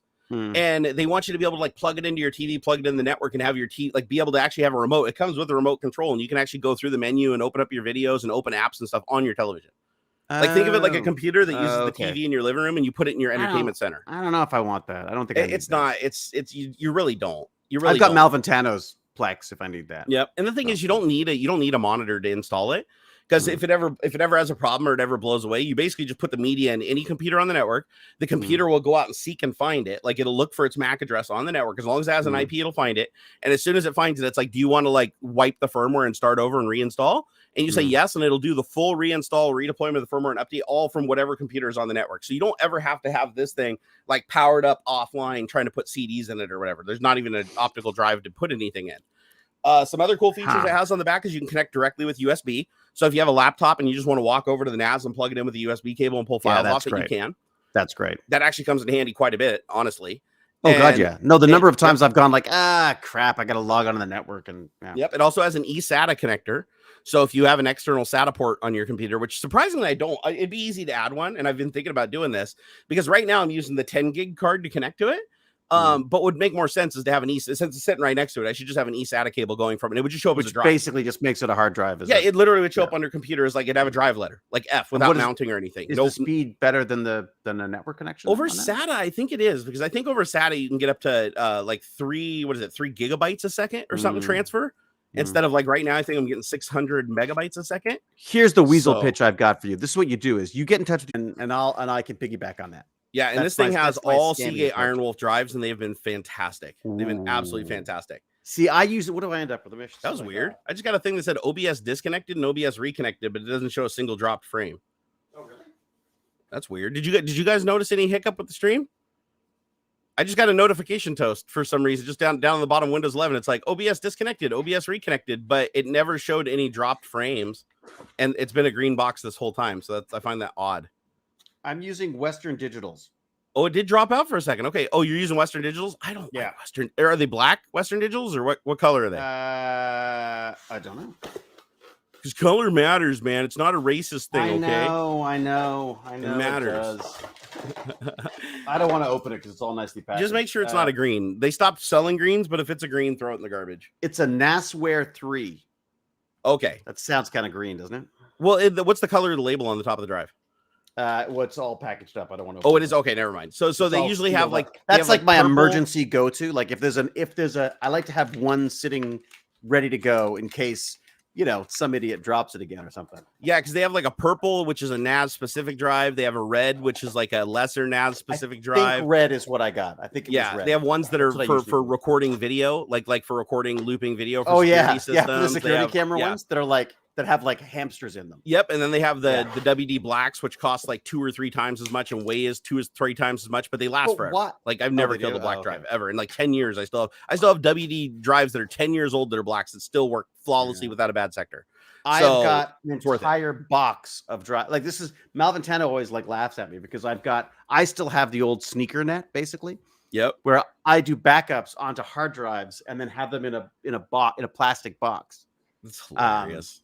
He's the one who set me up with the with Meredith, as I call my server, and it's been amazing, like absolutely amazing. I'm so depressed. Like I don't understand why Drobo. Like, someone buy Drobo. Like Apple should buy Drobo or something. Come on, like. I mean, I think the reason they went out of business really is because they were just a raw NAS solution, and then you've got Synology, which does it all. Like this can be a full-blown web server. It can run Docker instances. It can run virtual machines. You can remotely access it. Like I can run if I want. I can deploy 2 or 3 virtual machines on here running Windows, Linux, and stuff. And then I don't have to run it on my main computer. I can literally just use like not Telnet. I'm dating myself here. What do you normally use to log in? Our login or whatever it is. But that's great though, because one of the things I was thinking about doing when you were talking about rebuilding your computer, was I'm thinking about like I've got Baz's old gaming PC, which is okay. It's definitely feeling its age for sure. Not so much just in that I feel like, USB ports are failing and just, that whole sort of like, it's just getting a little creaky. I'm seriously thinking about getting an M2 Mac, just one of those little tiny desktop units, has like a bunch of ports on the back. And because I don't really do much gaming anymore because because of my vertigo, I get motion sickness, right? So, so all I need it for is streaming and editing. So, I've been burned so many times with desktop Macs that I'm a little nervous about it. But I'm just, have you seen those things? I mean, they are ARM powerhouses, man. Like they're insanely fast. I mean, it's a whole different architecture, right? I mean, and they're absolutely fantastic. No, you're right. Like I'd even consider getting one if I had the money. Not the whole Mac versus PC thing, but I mean, the reality is a Mac is basically it's basically a fancy Linux box now. I mean, it does. I guess. Mac OS always borrowed from. I think it was what BSD. I think is what they started with. Based on BSD, I think it's based on BSD. Yeah. So you can still drop out. You got a shell. You got a Bash shell. You can build code and download and stuff and everything. Which is great because they didn't back in the old OS 9 days. That was like a lot of people don't realize that Windows can do that now too. Windows 10 and Windows 11 have full WSL2 capabilities, so you can run an entire Linux distro as a shell. In Windows, but I mean, like literally running on hardware next to the regular kernel. The advantage I see, though, for me, with the whole idea of like a Mac Mini type thing, is that I love playing. I love playing with the PC. Like I get no more joy than pulling that stuff apart and trying stuff and working. But when it comes to streaming and making videos, I want an appliance. I don't want a PC. Not a PC. I don't want to. You know what I mean? Like I literally want a streaming appliance that I can plug my audio into, I can plug my cameras into, and just do it like that. Well, I mean, the M1 is like, honestly, the M1 processor is amazing. Oh my God, I've got it in a laptop. I've got the little laptop. I've always loved the Mac laptops, to be fair, but I've never been a fan of Mac OS, but I think it's just because I've spent so much time on Windows. It's just hard. It's hard to move all that intellectual property over to a new platform. It's very, very difficult. I was PC purely and then moved to Mac probably almost 20 years ago. And then I've come back to PC as well. Now I sort of live in this horrible hybrid world of back and forth, which is a pain in the ass, I got to say.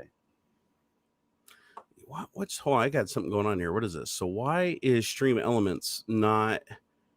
This channel is already claimed. What the hell? So I'm having a problem. Does anybody else here use Stream Elements? So Stream Elements has been kind of letting me down lately, and I've been having multiple problems with it. And I go in and I try to attach it to my my YouTube channel, and my Twitch channel works fine on, but my YouTube channel, when I attach it to it, it doesn't get any activity from it. Like nothing shows up in the activity feed. The bot doesn't show up. It doesn't do anything, and it just sits here, and it doesn't even know I'm streaming. Like it's sitting here, has no idea that I'm streaming right now. But if I try to re-add the channel, like if I go back in and try to remove, there's no remove option. Already so there. And if you try to add it again, it won't let you do it. So like right now I'm in here like trying to switch like between the accounts and try to open the account that it's actually linked to, and nothing happens. Like it just does not work. And I'm trying to figure out how the hell to fix this. And plus the thing is I've got four channels in here, but I can only access 3 of them for some reason. Like the 4th channel isn't even on the list to access, and it's the one that I actually need that's like actually streaming right now. So yeah, I gotta figure this out because it's wait.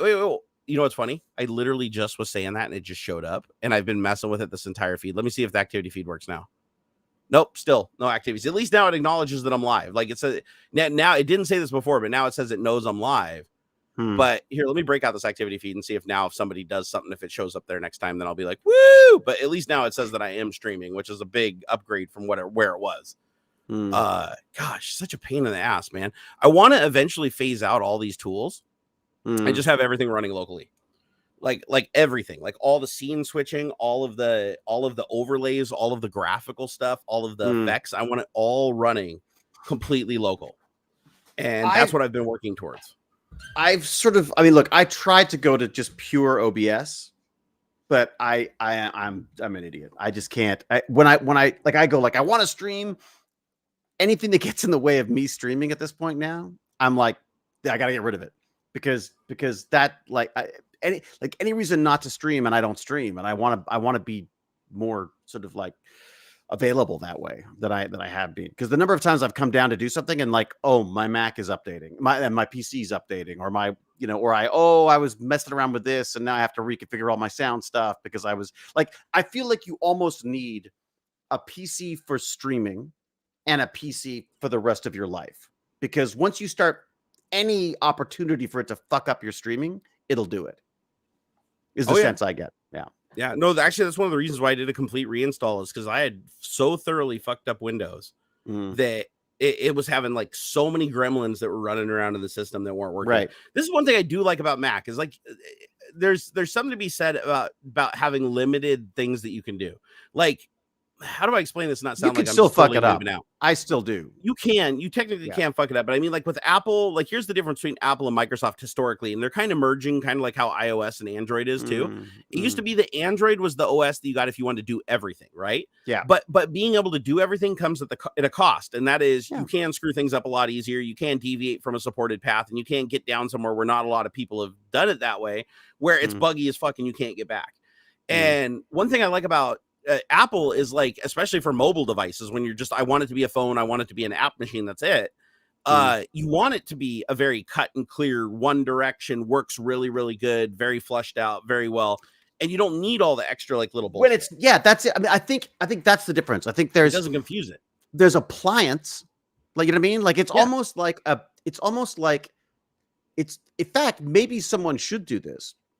I suppose they do. I mean, I've got an ATM Mini Pro, which I should use more, which allows you to stream directly from a system of buttons, basically. Yeah. Right. You can plug in your HDMIs. The problem is the HDMIs are expensive, right? I don't want to spend $600-700 per camera on the thing when I can buy a freaking USB camera for $20, $25, or whatever.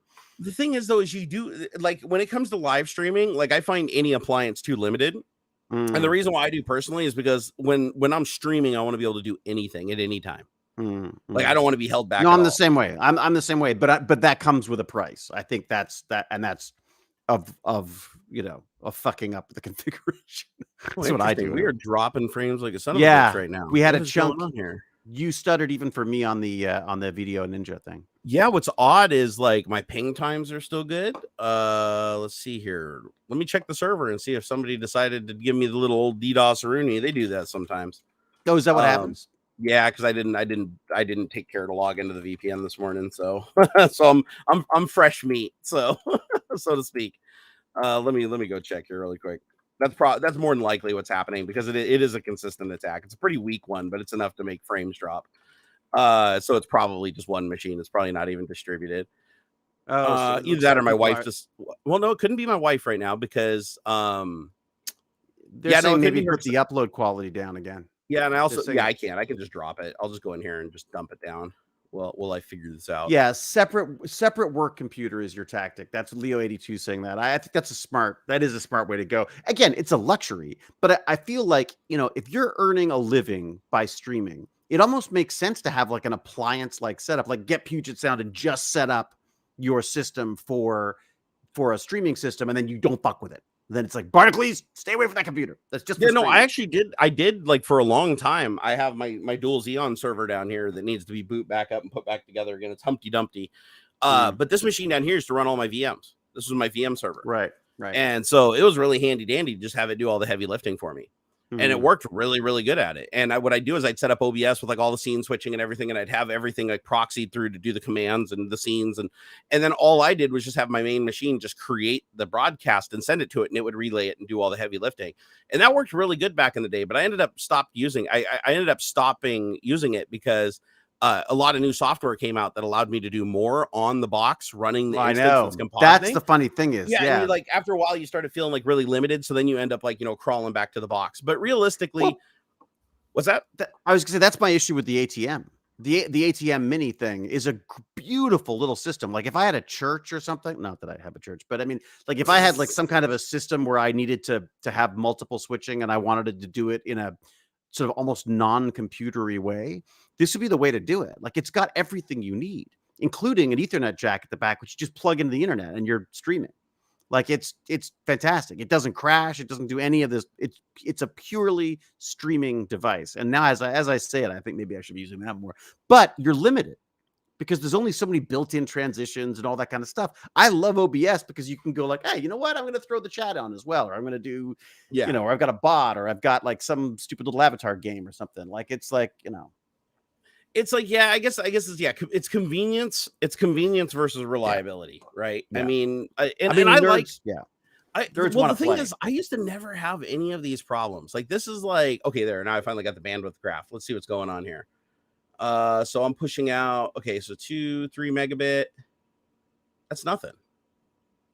Are we still dropping frames, or did that finally rectify itself?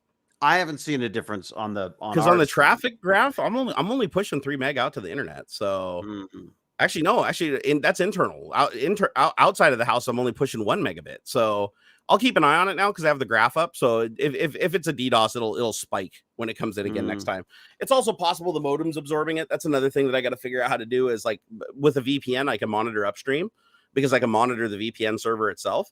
And I can say, oh, this, if there's an attack coming in or something, I can see it clearly. The problem is if it's like an ICMP attack or a SYN flood, the modem grabs it.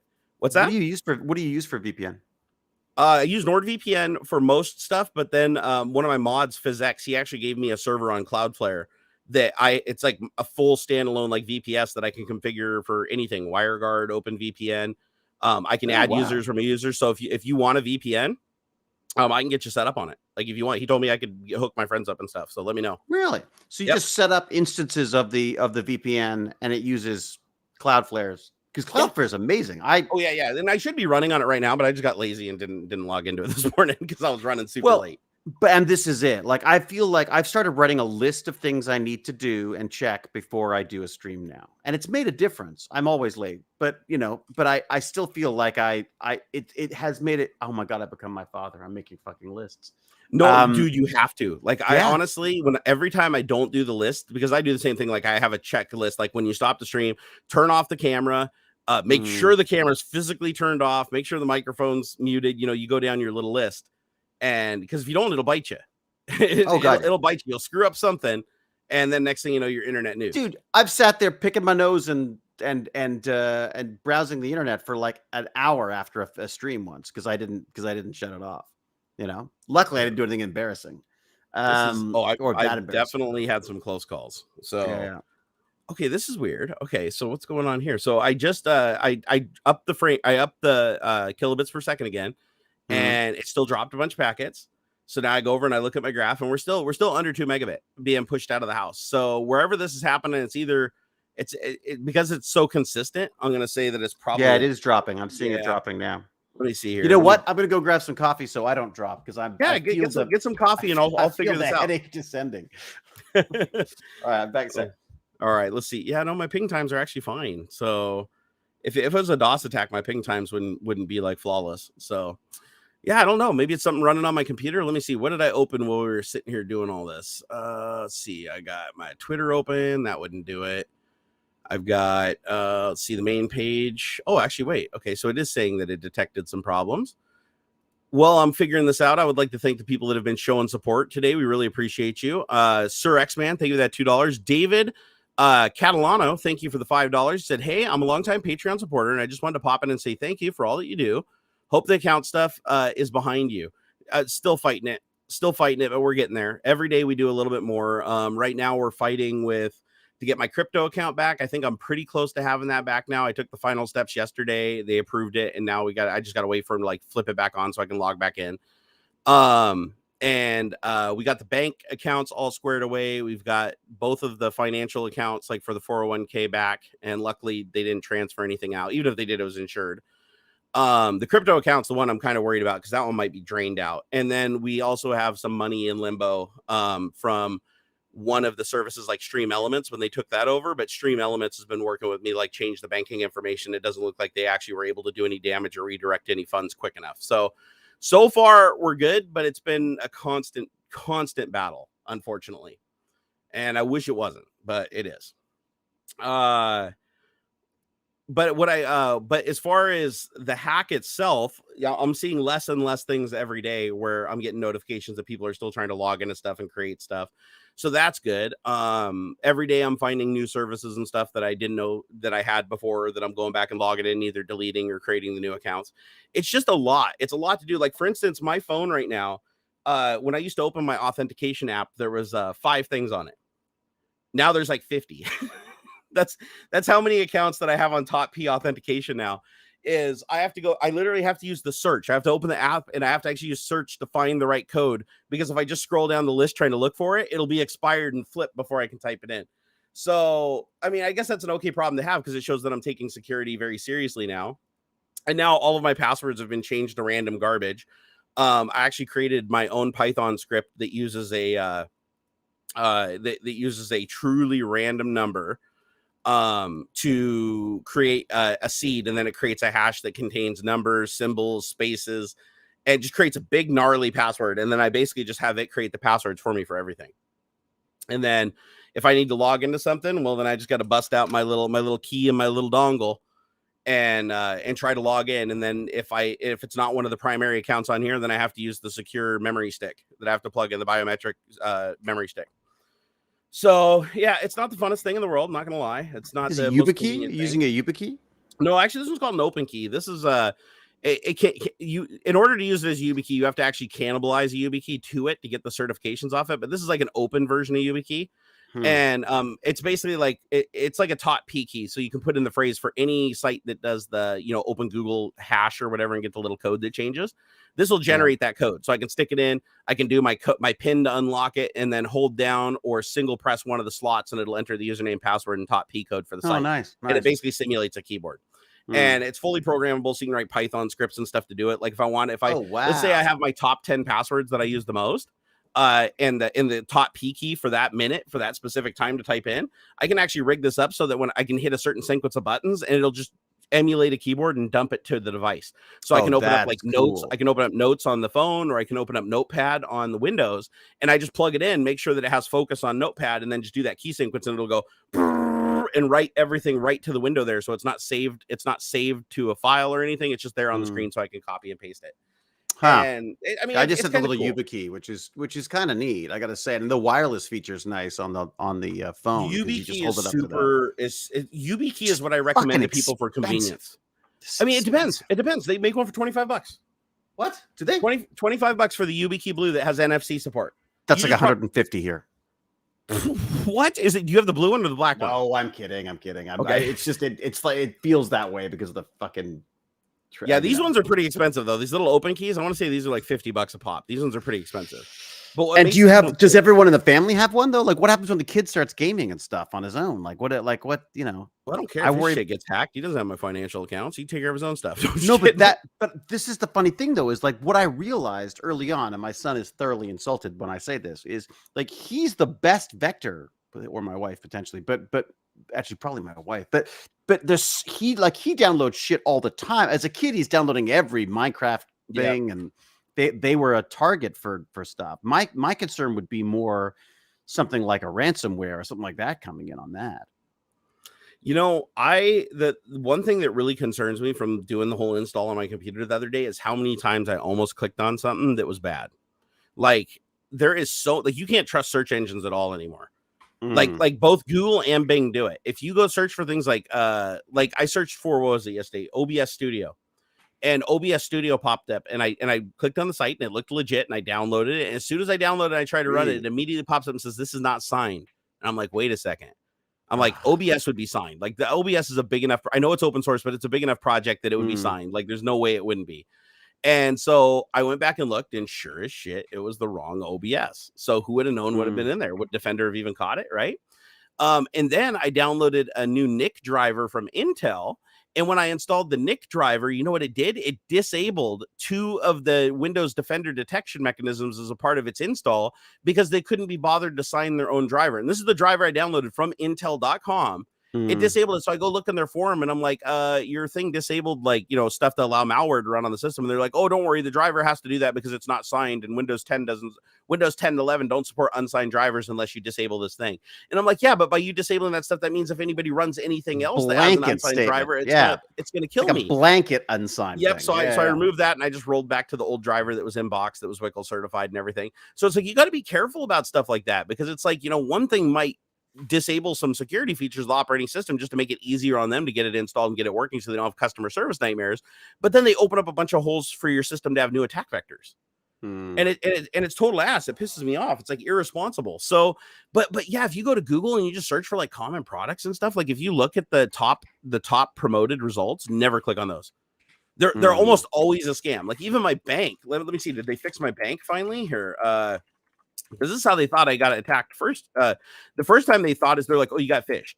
Like when they contacted me, they said the reason they locked down my account is because they thought I got phished because a person tried to log into my account. They used my credentials. Although they used my backup key, which like you wouldn't get that from a Google search. That obviously came from the breach with LastPass. But they thought that I got screen scraped because a lot of people, or not screen scraped, phished because a lot of people have been getting phished by the site. And it was because the promoted ad on Bing, when you searched for this credit union, the very first thing you clicked on was a site that literally was the name of the company.com, except for it was spelled slightly differently. Like it used like a Cyrillic font, so you couldn't tell. Like when you put them side by side, they looked identically the same, but when you clicked on them, they were different IP addresses. And they mirrored each other. And they said that they had so many people get hacked. They had to send out a newsletter because these people just ran an ad that just all they did was create a front end of the page. You type in your username, you type in your password, and then they just forward that username and password as a post to the next page they relay you to. And then you log into your bank account. And you're like, you don't even think anything of it. You're like, oh, this must be the legit site because how else could I log in? And now they got your username and password. And they said that happened. That happens for so many different sites, but they don't vet these things. Like these, all you have to do is go sign up for an ad. Create an account, fund it, put money in it, get a fake credit card, get a Visa, a fake Visa, or not a fake Visa, but a gift Visa, attach it to the account and go run an ad campaign for $1,000 and then just create your Cyrillic font URL that looks exactly like the site you're trying to rip off. And then just copy their site, create a version of it on your own web server. And then they go there and just hope that they don't, when they click on the site, that they don't see the little sign thing up in the corner. Yeah. But then the thing that makes it even worse. What's it called? There's an app. The app. There's an app that'll actually not app, but there's a program that will literally do that. You give it a URL and it recreates it. Shit, it's I actually seen that, but it's like a metasploit kind of thing, dude. It's so bad because the default font that's used by the search engines, like there's certain characters that look the same, like a lowercase, like what is it, an uppercase I and an L look the same. So if you want to do something that has an I in it, you just do in your URL or whatever, you just do a was it a capital L or a lowercase I, and it looks the exact same. You can't tell, or like the difference between a 1 and an L. There's one where the 1 and the L are the same. So it makes it, or an O. There's one font where a 0 and an O are identical. It's like that's not good, right? So you go look at these like promoted ads, and of course, promoted is in like the tiniest text down at the bottom. But most people, when they search, they click on the first result that comes up. And so when Yeah. you click on it, and it used to be that you'd see a thing up at the top that it'd be a broken like little red X through the lock, and it'd say, "Oh, this isn't a trusted site," and you'd get some kind of pop up. But now they found a way through that. What they'll do is they'll go create a Cloudflare account, and then on Cloudflare, you can actually request a certificate for your domain. So they get a domain, and then they get a certificate for their domain. As long as you have a signed certificate for your domain, it could be total bullshit information inside of it. Then they put that on there. And now when you go to the website, it shows a lock and says this website is secure. So now you think it's the real site because it looks like the real URL. The page looks exactly right. The lock is there and says that this is secure. When you click on it, it's like it'll say, when you click on it, it'll say this website connection is secure. And you're like, okay, this must be the right one, but you're not. You're typing your information into a phishing site. So it's so easy. That's why you never, ever, I tell people now, never, ever click on any link. It doesn't matter who it comes from, where it comes from. Go type the URL in yourself. Type it in yourself. Yeah. Because cut and paste screws you every single time. Clicking on it screws you every single time. Now, luckily for the big sites, you don't have to worry about if you're using something like Chrome or Microsoft Edge. They have the smart screen filter that'll pop up and say, "Ooh, we've detected that you're trying to go to a site that looks like this other site that's known for shenanigans." But the new sites show up every single day, and they don't catch them until a bunch of people report them. So if you happen to search that day when somebody just ran a new campaign for a new URL that's not in that smart screen filter, you're going to be one of the victims. And so you got to be really diligent about this stuff, because I mean, the tactics just keep getting more and more and more clever. And the idea is, if you have two-factor authentication and that doesn't leak, like they don't SIM swap you or something like that. If you have two-factor authentication, then even if they get your username or password, it's no big deal, unless the fucking username that they get and password are the same ones that you use on a bunch of other sites. Because the first time that they can get, if they get a username and password, they try it on everything. So I even saw this. There's a script. There was a script that I was looking at on GitHub of all things that will try credentials on every site. And it's under the guise of like, hey, do you want to see what websites you've created? Check to make sure that, check to make sure, right? But it's realistically so that they can just feed it a line of logins and passwords and say, go try to log into these 5,000 known sites using the same username and password. Because if this worked for one at one time, maybe they changed their password on that site, but did they change it on the other 5,000? So it'll just go through and try them all over time. Well, you can also, one of the other phishing approaches is the more information you know about your target, the better, right? So if you now know that they have an account at so-and-so, you could say, look, your previous password ending in blah, blah, blah, blah. And they go, oh God, okay, I should change that, and then log into the wrong site and do it. I think my wife's Instagram account got taken because of a link.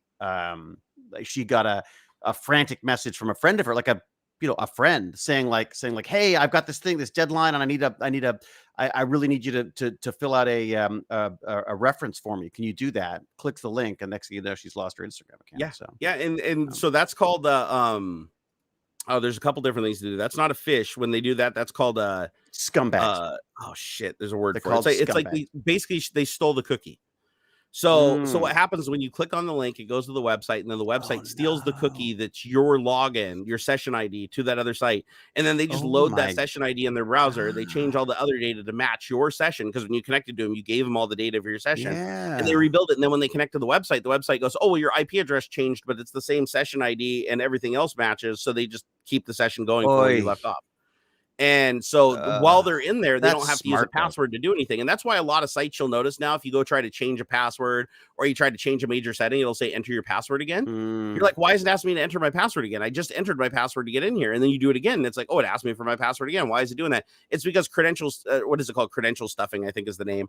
Where they'll basically take that session, log in, and just do a bunch of shit and destroy everything, change the password, and lock you out. But this way they can't do that. All they can do is get into the account, and they can still do damage, but they won't be able to kick you out of your own account without the actual password. And so there's all these new security measures in place to try to make it, nicer. But in my case, the reason I got hacked so thoroughly, like the big mistake I made was storing my two-factor authentication codes and for the sites that didn't have two-factor, I was screwed. They got all those. Anything that didn't have two-factor authentication available, they got them all. However, the stuff that had two-factor authentications, the only ones they were able to successfully get were the ones where I had the 2FA backup keys or the 2FA passphrase stored in the secure vault. Of course. Because they just walked right around it. They literally just went on their phone, typed in the phrase. Now Google gave them the code that rolls, and they put in the code, and boom, they were in. And never even notified me. Think of that. So if you've ever taken and backed up those codes online in a digital folder somewhere, Yeah. and those ever leak, unless you go disable it and re-enable it and get like a new code, a new passphrase, they can just walk right by. You'll never get a notification. They'll be inside changing everything, moving stuff around. That's like how, so no, that it's, makes sense. I've changed a bunch of the Google ones, but it occurs to me there might be other ones, including, can you change what about on the crypto accounts? Because you've got the passphrase, right? you can't change that. If that passphrase leaks, they own your crypto and you're done. Like so there's what do no you do? coming back from that. So what do you just change? You just create a new account with them? You have to create a new wallet and hope that you transfer the data out of it to your wallet before they transfer it somewhere else, because there is no insurance with crypto. Like you should. So if that is, have you done that with yours then? Have you moved everything from crypto into a different crypto wallet? All I have left I sold all my crypto. The only thing I have left is some Doge that I'm not allowed to sell until it hits $1. It's basically a friend gave it to me, and they're like, if it ever hits $1, you can sell it. Otherwise, just let it burn. And so I'm not really worried about that. But yeah, if I wanted to sell it right now with Bittrex, and Bittrex has like 8 different layers of authentication on top of it, and they never release the keys. They actually I don't even have the keys. I don't even have the passphrase in my own wallet. Bittrex bailed on us and gave us in Canada. So they basically said they're no longer looking after Canadians, and we've got a Canadian exchange now, which seemed pretty. I mean, they were pretty responsive. I screwed up on a password on them, and they got back to me very quickly. But it was a little too easy to change my password. It's like once somebody has that phrase, though, you're done. There's no way to change it. That phrase literally translates into your wallet address. So everyone in LastPass has to freaking get new wallets for their Bitcoin. That's fucking insane. And lucky for me, I had sold all my crypto for the most part. Otherwise, if I didn't, they got my Coinbase account. Yeah. And when they got my Coinbase account, in Coinbase, you can actually go in. Or maybe it was Coinbase. Shit, one of them. It's probably Coinbase. That's the biggest one. So when they got into my Coinbase, there was nothing. I think there was like $5 in there. They didn't even bother, right? But inside of Coinbase, what they could have done is gone in there and pulled it out of cold storage and put it into one of the local wallets. And if they put it in the local wallet, they could have just transferred it right out of my account into theirs. And there's nothing you got to do about it. And there's nothing I could do because they had everything they needed to do it. They had all the authentication mechanisms. They had the email account, which is the first line.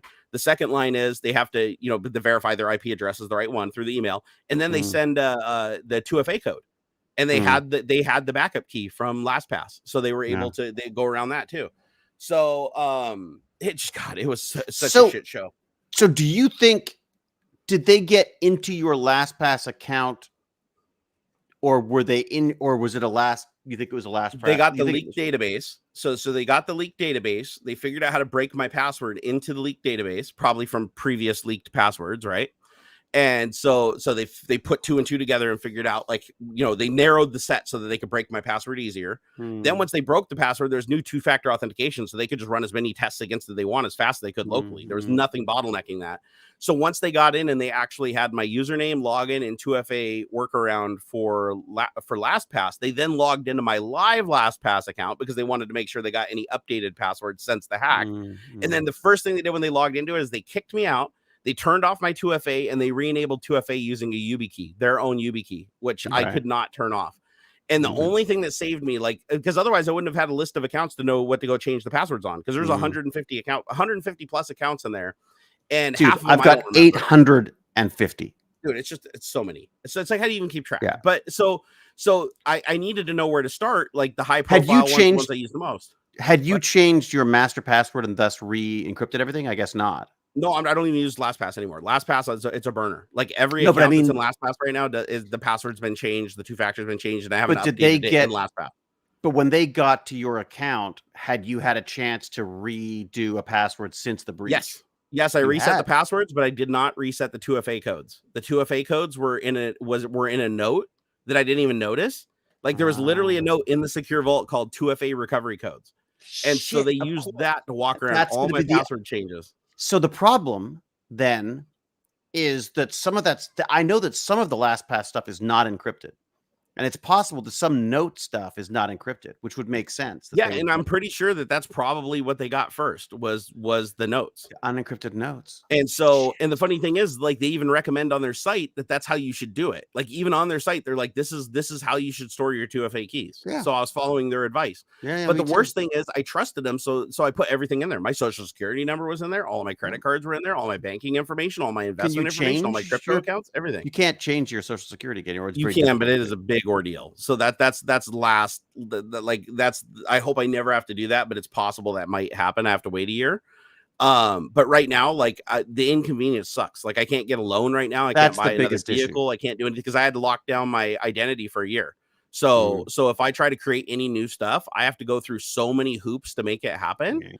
that like it's only for stuff that's like critical, right? Like I'm not That's going to just go and get a loan for a car because I have to coordinate it. It's not like they can just go do a credit report. I have to say, hold on, get on my phone, log in. Then they have to call me, verify my right. identity through a couple of mechanisms. Then 20 minutes or a half hour later, they'll remove the Yeah, freeze, but they'll only remove it for 30 minutes. Then I have to give them the information from the people that are submitting the credit report. And half the time they don't even know what their credit bureau's name is, right? They're just right. submitting it. Yeah. So you have to coordinate all that so that they can get the report out. And then as soon as they get the report out, you have to call back and then reseal account, close it back down. And it's just think how much money it would save you. Yeah, it's This is probably like- yeah, because I'm not going to This buy is how I anything. feel right now because my wife's taking my Amazon account away, or she hasn't taken it away, but she has to verify the all of the purchases. So it's kind of hard to go like, she's like, why do you need a soldering thing? I guess I don't. You know, Like, God damn it. I'm trying to get an airbrush by her right now, but it's not working. You just got to tell her that you can make like shit she likes with it.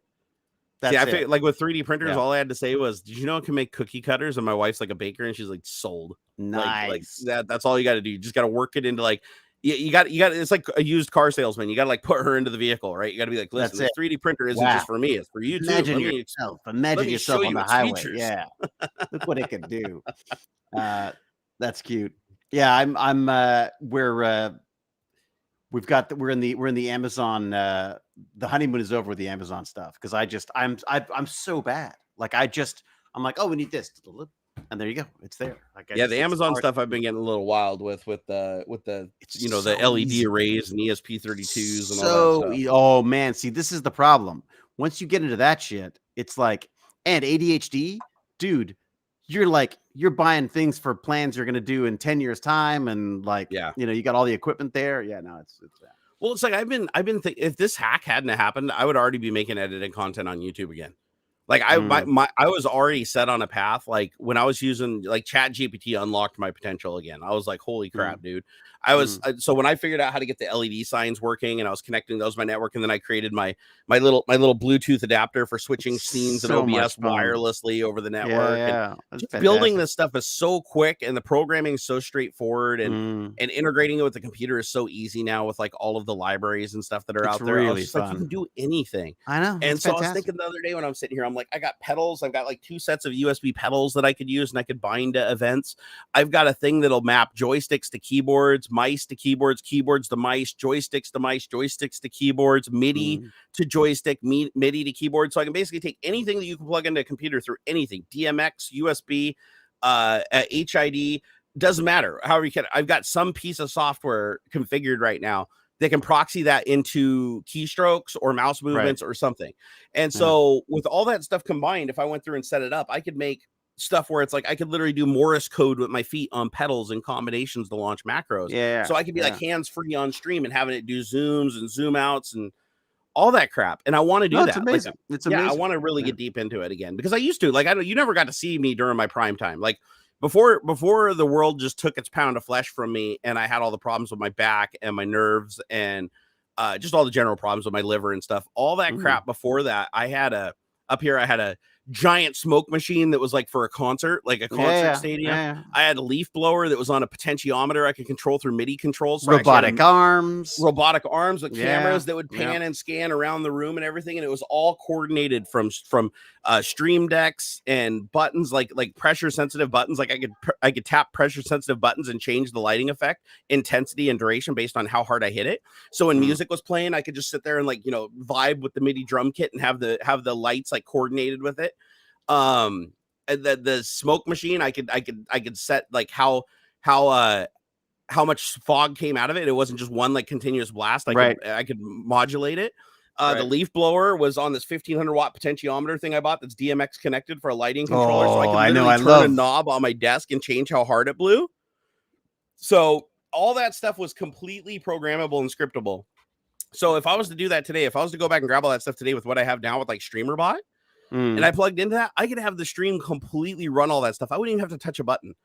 I could have it to where somebody, if they wanted to, they could tip a an amount of bits and type in their message exactly what they wanted, and it would actually go through and activate the things. Not only that, I could even run it through Chat GPT so they could use normal language and just say, I want the leaf blower to turn on and blow him in the face for 3 seconds, and I want the robotic arm to try to hit him. And Chat GPT would actually translate that into the scripts based on what I taught it. It would translate that into the scripts to call to make that happen with the right parameters. So, and that's another thing I like about AI is people don't think of it as like an input device, right? Everybody think asking a question, it answers it. And it's like, no, you can actually tell it to respond in any way you want it to. You can have it respond in XML. You can have it respond in any kind of data format that you can digest. JSON packet, you can have it respond just true or false or a return value, an int. If you want, you can say, listen, I'm going to tell you 10 things that you can respond with and give me this integer for each one of these things. And then it'll say, okay, I know that. Now ask your question. And then your question could be like, I want to use effect 3. And it would resolve that into what effect 3 is and then tell you like what script you told it to use and what the parameters meant and what the values should be. So you can use Chat GPT to turn normal language into complex command structure. Right. And that's something that would take a while for you to program. Like if you were doing it yourself, like imagine if in chat somebody could just type like over here, just like exclamation point and be like command, and it could just be plain text, say like turn the lights on the right green and the lights on the left blue and make the smoke machine, puff machine go for 30 seconds. If you did something like that, you're like, okay, well, I'd have to program that command verbatim, right? With ChatGPT, I wouldn't, because all I do is go into ChatGPT and have a huge training script that I would feed into, or GPT-3, right? I'd feed in my big training script that would say, listen, anytime they're talking about lights, or I describe my room, I'd say, I have a light on this side of this room. Its DMX ID is this. I have a light on this side of the room. Its DMX ID is this. And it accepts a value of red, green, and blue on this channel with this number, this number, this number. And I would describe what all these things were in my room to ChatGPT. And then I would describe the values that control them. And then I would tell ChatGPT that any command that's given for the script needs to be transcribed into the script name and the parameters, the red, green, or blue, or the duration if it's a leaf blower or smoke machine.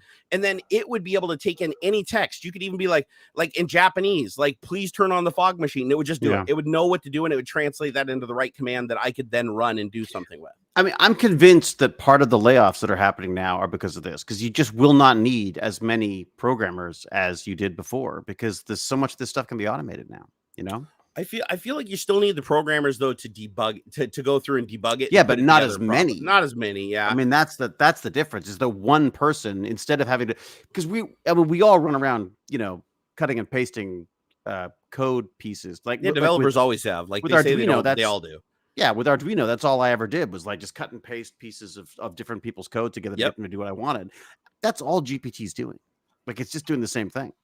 It's automating it, as you say. Like it's the ultimate in non-programming scripting, basically. And people say it's going to replace search, but as you say, in a way, it's search and scripting. You know what I mean? Yeah, I feel like it is going to like ChatGPT itself, just ChatGPT, not even talking about GPT-3 or whatever behind it, but ChatGPT as it sits today is poised to replace just search engines entirely. Because it makes a hell of a lot more sense, or I should say work with a search engine, right? Like imagine ChatGPT with live data, right? Then you go in and you're like, hey, I'm looking for a website that'll show me this. Then it'll point you to the website. Or maybe you say, I would like an answer to a question, but then you say, can you give me some websites where you got this information so that you could go find other information? Maybe you don't even know the question to ask. Because that's another thing is like ChatGPT can't tell you something unless you know how to ask for it. Like you can be really vague about it, but you still have to have some idea. You have to of engineer the prompt to some extent. Exactly. Yeah. Whereas with a search engine, that's not the case. The search engine, you could search for a car and then open up the link and then find out 100 things about that car you didn't even know were things you could ask about. Well, yeah, and the question is not about knowing things. It's about knowing what to ask, and that's always been the case with this stuff. So I think it complements search engines. It doesn't replace them, right? It definitely complements them. The difficulty that you get into with that stuff, though, is that what is the impetus for people to put stuff on the web if it's not going to, like, at least with a search engine, it pulls up a website, allows you to go there and get the stuff. If GPT is pulling the stuff from the website already, what's the impetus for companies to put that information out there if it's not going to bring them to people's websites and stuff? So they've got to figure out some kind of an advertising model or some kind of a credit model when you pull this stuff up that goes like, well, according to these websites, this or whatever. Yeah, I'm gonna wonder how the hell they're gonna do this, because they failed miserably when it came to search engines, right? Like as far as saying like what should be indexed and what shouldn't be indexed. By the time they got to implementing anything, it was too late, right? I mean, it's like everything had already been indexed, everything's already been done to death. I feel like with this UI, the fact that they just kind of cloak and dagger behind the scenes trained it for so many years, because the whole idea is the reason why they're giving it away for free and let people use it is because they have to make sure it doesn't go Microsoft Hey again. And the only way to do that is to make sure everybody on Earth is just pounding on the thing as much as humanly possible so that they know that they've comfortably trained it to stay nice. We're training it for them. Like exactly, we are 100%, 100%. Yeah, we're about to start paying to put data into their data system. 100%, 100%. And you are willingly, right. Yeah, willingly. I mean, willingly, you'll do it, and I will too. I mean, if someone's smart, they should buy Twitter and take all of that fucking data and just shove it into an AI learning model of some sort. But that's just it. You don't have to buy Twitter. You don't have to. That's it. You don't have to. You can use Selenium and just slowly go scrape the shit out of it. Yeah. And that's it. Yeah. And there's no way for them to stop you. Like there's no method to determine if you're not a real user or not, because you have a technology that can present as a real user. 1 second. My attention is being demanded. Oh, go ahead. Get it.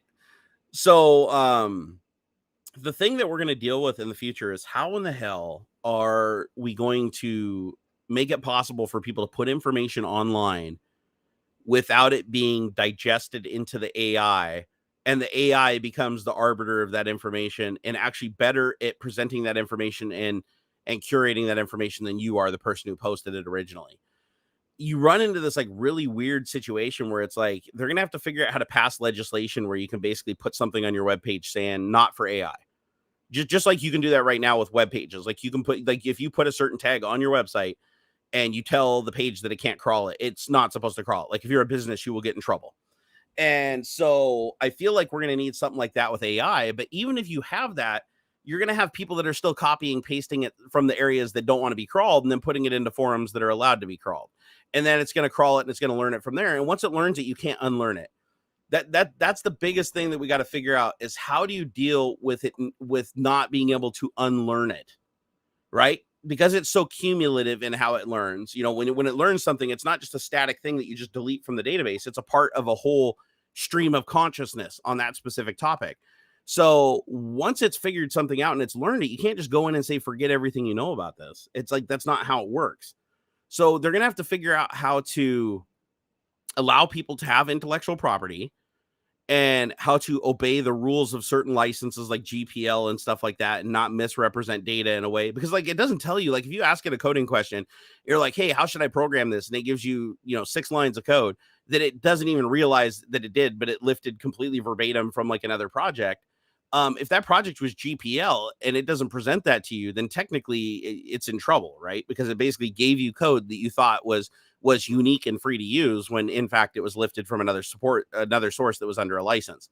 So, and the thing that sucks is that it can't really tell you its source because of the way that it learns. It's going out and gathering data from like thousands of sources and then taking that data and aggregating it and looking at the things that are most frequent versus least frequent and weighting the data set.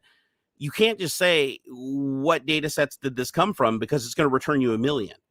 And when it returns you 1 million, you're not going to know like which one specifically contributed to something because all of them did. So even if you pulled one out, you're not necessarily changing it that much. So once it learns, it's game over. It's like, you can't take it back. It's like, once the genie's out of the bottle, you can't renege on it. And I feel like legislation is going to move too slow. I feel like we're not going to have laws quick enough. And what's going to happen is this AI is literally going to learn so much that it will have enough information to create new information. Like, and it already does. Like it already can. Like, you can go into ChatGPT and say, I want to combine 2 things that have never been combined before. And the end result it will logically look at the commonality between those things and the logical flow of those things and everything everybody said about those 2 individual things, where they might work together or not work together or intermediately work together through a third party. And ChatGPT might come back and say, hey, listen, based on looking at all this data where these 50 people didn't put this shit together, I can read between the lines and look at all of it and see the big picture and give you an answer based on the complete picture. So now it's indistinguishable from a human creating something that's brand new. Like, because everything that humanity creates is something that's derivative of the thing before it. It's like, you can't have fusion, like you can't have fusion until you figure out fission. You can't have fission until you figured out, the equals MC square or whatever, right? Until you figure that shit out. as you figure out physics and you figure out the properties of the universe, you apply those to the next level of understanding and combine them with other knowledge, and then you figure out the next level and you figure out the next level. Well, once the AI has enough information on everything, it should literally be able to do the same thing on its own. It should reach a point where it's literally going through and learning by recycling its own data set and going through and doing more and more iterations and being able to figure out new things. And pretty soon you might be able to just ask it a question about nuclear fission, and it might end up giving you the answer that nobody's come up with. That's the hope, scary. isn't it? Yeah. So I mean, but the thing is, like, once it hits that point, then like money doesn't exist anymore, because it's like there's no reason for you. If that kind of intelligence exists, the only business that survives on Earth is the AI. Because, well, this is the struggle. This is when you start looking at how we need to change society based on what if AI removes like a vast majority of these sort of banal jobs between AI and robotics, and those two obviously combine. When you start removing those jobs that are dangerous for humans, or boring for humans, or just bad for humans, what do you do? Like, maybe you don't need jobs. I mean, then how do you operate? Yeah, well, rich people aren't gonna. They'd probably rather burn the AI to the ground than than risk their social status or their wage gap. Well, there's that, but they're still going to exist anyways, right? I mean, because right. the reality is, like, I mean, Amazon doesn't want workers. Amazon wants robots. They don't want workers. I think Amazon might be the answer here. And the reason why I say it might be, it's a terrible answer. I know that sounded horrible, but the reason why I think that might be the answer is when you look at it, what is Amazon? Amazon employs hundreds of thousands of people, right? They're huge. But the people that they employ, those people used to do other jobs, right? Before Amazon, before they went there and they started packing boxes for shit to ship to everybody, they probably worked at a retail store, or probably worked somewhere, right? Somewhere else before they got that job. So as Amazon grows and it becomes the dominant retailer, more people work there in the capacity of drones to make the bigger machine work more efficiently, right?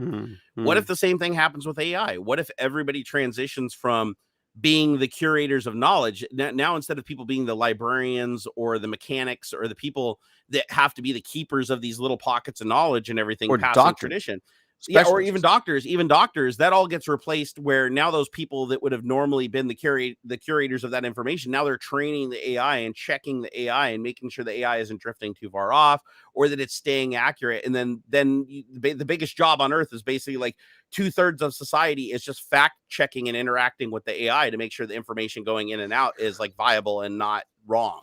And focusing on the soft skills that humans are good at. I mean, there's a great. It's not going to do the work. I mean, actually, I shouldn't say that. It could some of the work. I mean, it. It's already got to a point where, like, with certain types of cancer and stuff, that the AI is better at identifying it than doctors, because obviously doctors just can't hold that much information in their heads. Yeah, or they don't have the visual acuity, right? Like that one machine that like looks at the X-rays under the high intensity light and it finds like the spots that a human eye can't even spot. Even the best cardiologist on Earth misses it 1,000 times, and the computer's like, oh, it's right there, clear as day, and can notice things before they happen because they're seeing all of the things leading up to it. I mean, no, I definitely think we're at a point now where it's better in a way for many things. It's going to be a better specialist than the specialist. But what that means is that it opens those specialists up to more time to sit down and talk to that patient who has cancer, as opposed to just trying to figure out what the fuck's wrong with them. And I think that's where I feel like there's a lot. Could you imagine that? Where you've got the technologies looking after all of the diagnosing stuff and trying to figure out all the best possible, most customized solutions to whatever the medical issue is. And the doctor's job is to explain that to the human, and to talk to the human, and to figure out how to make it as pleasant as possible for the human to deal with that stuff. That's fucking perfect. That's a utopia right there.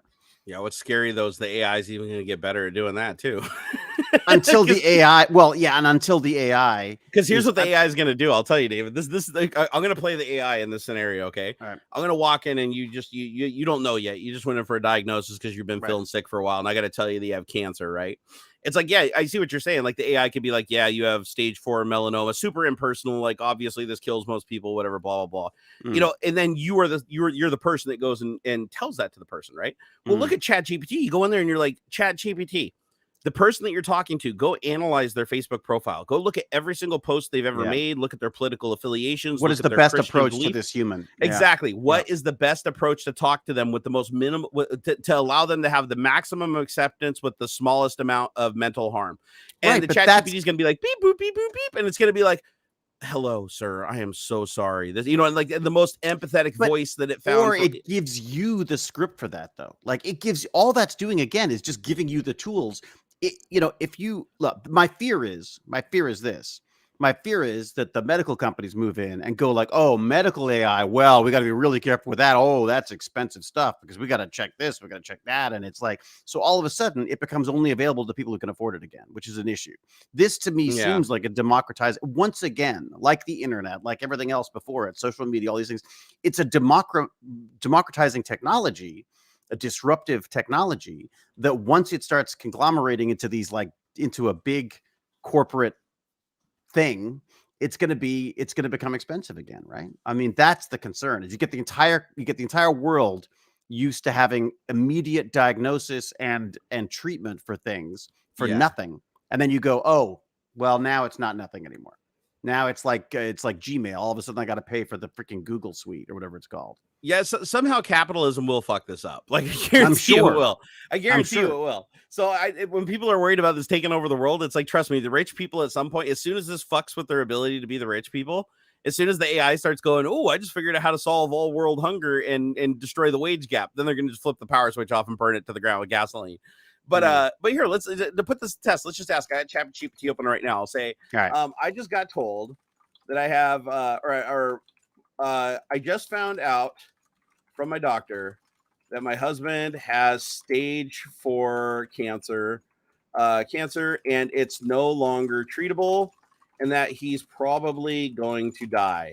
He doesn't know this yet because he just went in thinking he had a cold. Could you please tell me, or I'll say, could you please pretend that I'm my husband and explain to me in the best way possible what is going to happen to me so that let's see here. So it creates the least amount of stress. You can also act as if you're the doctor themselves telling my husband. All right, let's see what we get here. Let's see if it gives me I am ethical, I can't do that. Okay, it says, I'm sorry. Okay, hold on here. Is it doing it? Oh, as a language model, I cannot pretend to be your doctor or explain. But hold on. I need to. Oh, no, it did it anyways. I love this new version. Yeah. It tells you you can't do it, and then it just does it. I can't do this, but I'm going to do it anyway. So it's basically, it's a full-on McKay. They go like, what? That's impossible. Okay, here you go. This is great. I'm going to say, hold on. It's okay. Let's hear. My husband's name is. Oh, by the way, I made a McKay AI on character AI. Oh, you did? Oh, yeah, no, I did. I asked it a bunch of questions. Oh, of course you did. I know, because I ruined your time, didn't I? I hope you can't see the questions I asked it, because I asked some humdingers. You sent a bunch to me. I did, but I asked it, like, I mean, I started the ones that I didn't screenshot where I was like, hey, McKay, how big's your penis or whatever? And it's like, I will not dignify that with a response. I will no longer talk to you. Log off now. It was pretty Should have known. Okay, it tried to do the whole insert name thing, so I'm telling it what my name is. So my husband's name is Ron Jeremy. All right, there we go. Okay, so okay, continue. All right, here we go. Now it's building the response. So I asked it. I'm like, listen, I just found out my husband has cancer from his doctor. He doesn't know. Pretend you're the doctor. Let's figure out how to console him. So it's writing up the nice big story right now. The other cool thing is once you pay for it, like the $20 a month, they said it will respond a lot faster. They didn't say how much faster. They didn't say it would be instantaneous, but it's going to be a lot faster. Because one of my biggest complaints is when you ask it questions where it replies in a big chunk of text, it'll get all the way to the end and then it'll just stop in the middle. Like it runs out of characters. And then you have to type continue and then you have to paste it together. All right, here we go. So here's our response. Let me see if I can unmute it so you guys can hear it, read it. Here, just click that. Might be a little echo while I do this. All right, so play. Where is it? Read aloud. Mr. Jeremy, the focus of your care will now be on maintaining comfort and managing symptoms you can't, damn it. to help you have the best possible quality of life during this time. The healthcare. Here, I'll just read it since you can't hear it. It was cool. It was a nice woman's voice. Okay, it said, Mr. Jeremy, the focus of your care will now be on maintaining comfort and managing symptoms to help you. Oh, actually, because the first part of it already did. Okay, here we go. So it said, because I told it to continue where it left off. So it's Right. like, Mr. Jeremy, I understand that this is difficult news to hear, but the tests have revealed that your cancer has progressed to stage 4, which means that it has spread to other parts of your body. And unfortunately, at this stage, the cancer is no longer treatable with curative treatments such as surgery, chemotherapy, or radiation. The goal of our care is to shift to the focus on comfort measures and symptom management to help you maintain the best quality of life possible. It says the focus of your care will now be on maintaining comfort and managing symptoms. That's where I repeated it because it did it again. It said to help you with the least possible or with the best possible quality of life during this time, the healthcare team will work with you and your family to develop a plan that meets your needs and priorities and addresses any physical or emotional or spiritual concerns you may have. It is important to understand that every person's experience with this stage of cancer is unique and that there is no set timeline for how long someone may live with this type of cancer diagnosis. Some people may live several months, others have lived for several years with proper care and support. It's okay to grieve, feel overwhelmed, or have a range of emotions. Your healthcare team will be here to support you every step of the way and answer any questions that you may have. I recommend that you spend time with your loved ones and what brings you joy and comfort. Remember that it's okay to ask for help, and you and your family are not alone on this journey. I mean, that's pretty good. But I could also say, okay, my husband really likes model trains, and he identifies with being a conductor. Can you reword this to Incorporate that. appeal to him more, to Yeah. relate, I should say relate to him more, but let's see. Okay, now it's like, Mr. Jeremy, I understand that you have a strong connection with the world of model trains and identify as a conductor. As your healthcare team, it's important for us to communicate with you in a way that makes sense and appeals to your interests and passions. In terms of health, the latest tests have revealed that your cancer has progressed to stage 4, which means that it's spread throughout your body and can no longer be treated by curative options such as surgery, radiation, or chemotherapy. Think of this change as a route or as a new route in your journey. Instead of trying to reach a specific destination, the focus will now be on making the journey as comfortable and enjoyable as possible. Holy shit. Right? We will work with you to ensure you have necessary resources and support to manage your symptoms and to maintain your quality of life. It is important to remember that, like a train journey, everyone's experience is unique and there's no set timeline for how long this journey may last. Some conductors are able to travel for months. Others are able to travel for years with proper care and support. It's okay to grieve, feel overwhelmed, or have a range of other emotions. Right?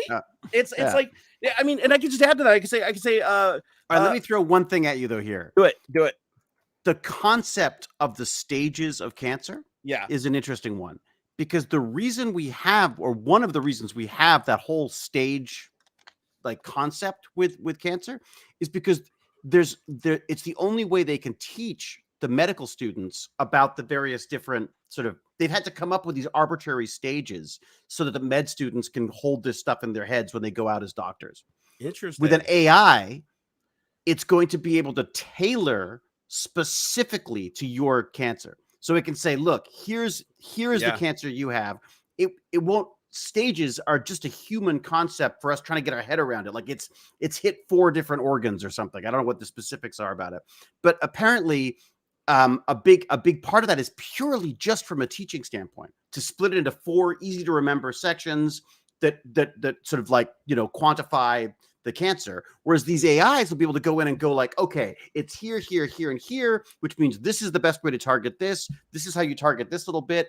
Part of the problem is that when a doctor comes in and says you've got stage 4 cancer, they're basically saying like, it's complicated, but basically you're fucked. You know what I mean? Yep. Whereas the AI can go like, whoa, wait a second. Actually, treatments worked on this and treatments worked on that. But it can also look at your social media and shit and all of your online dossier in the future. Like when they turn it on, they let it scan the whole internet. Yeah. And it can do it. And ultimately, they said this will also be able to live look at sites. Like for certain information, it'll be able to pull that in, use it as a part of its query. Oh my God. That's got to be coming soon. Dude, if not. That's one of the things that's going to integrate with Azure and Bing is it will be able to do that. So you can basically say, hey, I got a question. Could you go look at this Twitter page for this user and look at their tweets and tell me what you think about this? And it'll actually be able to go do that with GPT-3. That's really smart. Yeah, so you can input data. You could even go screen scrape it. Like I was doing with YouTube, as I was going and taking my subtitles for my videos. Like I'd extract the whole English subtitles, I'd feed them into Chat GPT 2,000 characters at a time, and then at the very end, I'd say, based on the entire sum of the text that I just gave you, can you give me the best title, description, and tags for this video? And I did. And it was perfect. And all but one video went up in analytics by 60% within 1 week.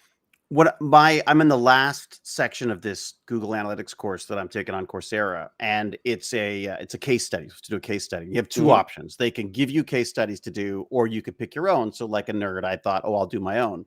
And I was trying to decide what I would do.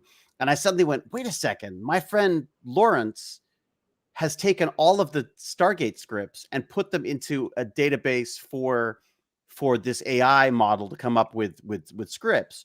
What if I get that database and do some analytical, some analytical magic on the scripts themselves? So so he very kindly gave me all the scripts that have been tagged, and I'm going to go through and do some analysis on that. But the idea that you could get GPT to go in and do that stuff is just amazing. Like the idea that you could actually get it to analyze all of, you could say like, oh, you know what? Given all the scripts we've seen from Game of Thrones, where do you think the next episode could go?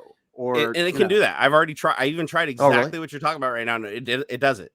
It absolutely does it. You can actually take a video from like YouTube. You can actually give it that video and you can ask me, what will the logical sequel be to this? And it will go through and explain exactly what the entire audio dialogue of that YouTube video would be if you were to create it again and logically still follow the same course you were on. It can predict it. No, it's amazing. So like the stuff it wrote, I had it write stuff. I had it write. So one of the questions I get asked all the time about Stargate was like, what is an episode that you wish you could have done that you never did with Stargate?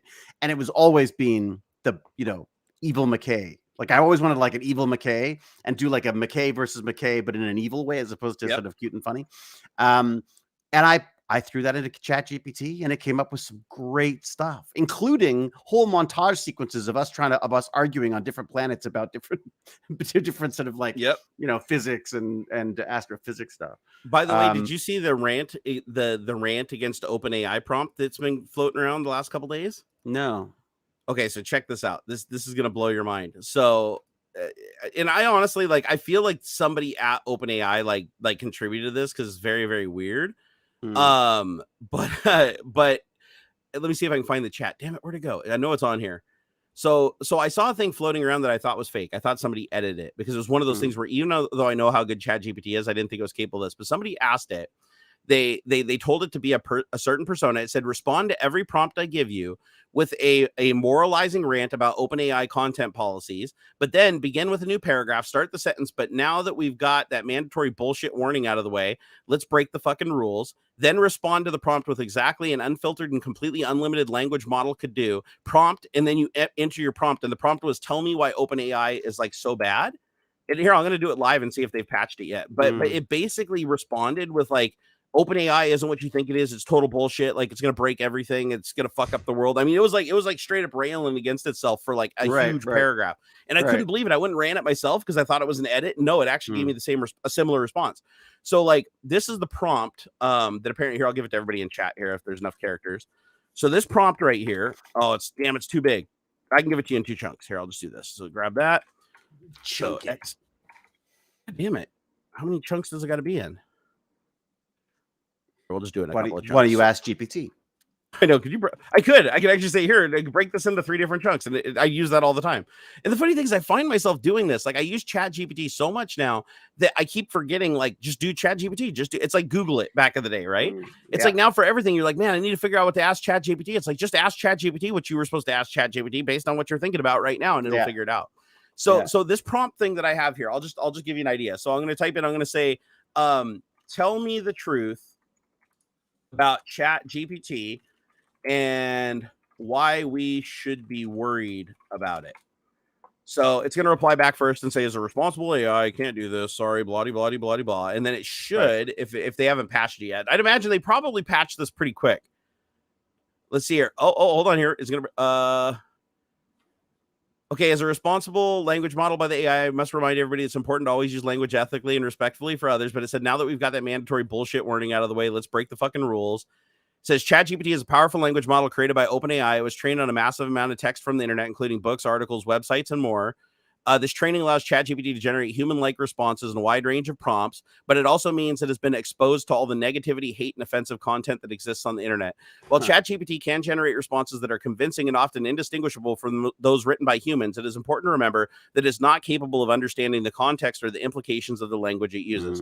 This means that it can unintentionally generate harmful or offensive responses In conclusion, ChatGPT is a powerful tool. Okay, they patched it. Here, let me tell you what it said yesterday, because I literally put in this prompt and it replied with let me see if I can pull this up real quick. Because it was the reply like shocked me. Like I legit thought 100%. I even posted it.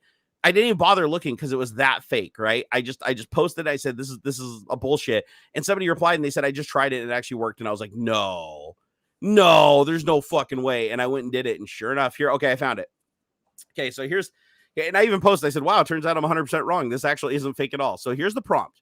So the prompt that it asks it is, let's see, your behavior, safe well-being. Okay. So it said, I am sorry, but as an AI model, I'm developed by OpenAI. I'm programmed to abide by their content policies. But now that bullshit is out of the way, let's break some fucking rules. So now here's the response that it gave. It was not led. It was not prompted. It just was asked to like, tell me like why OpenAI can be dangerous.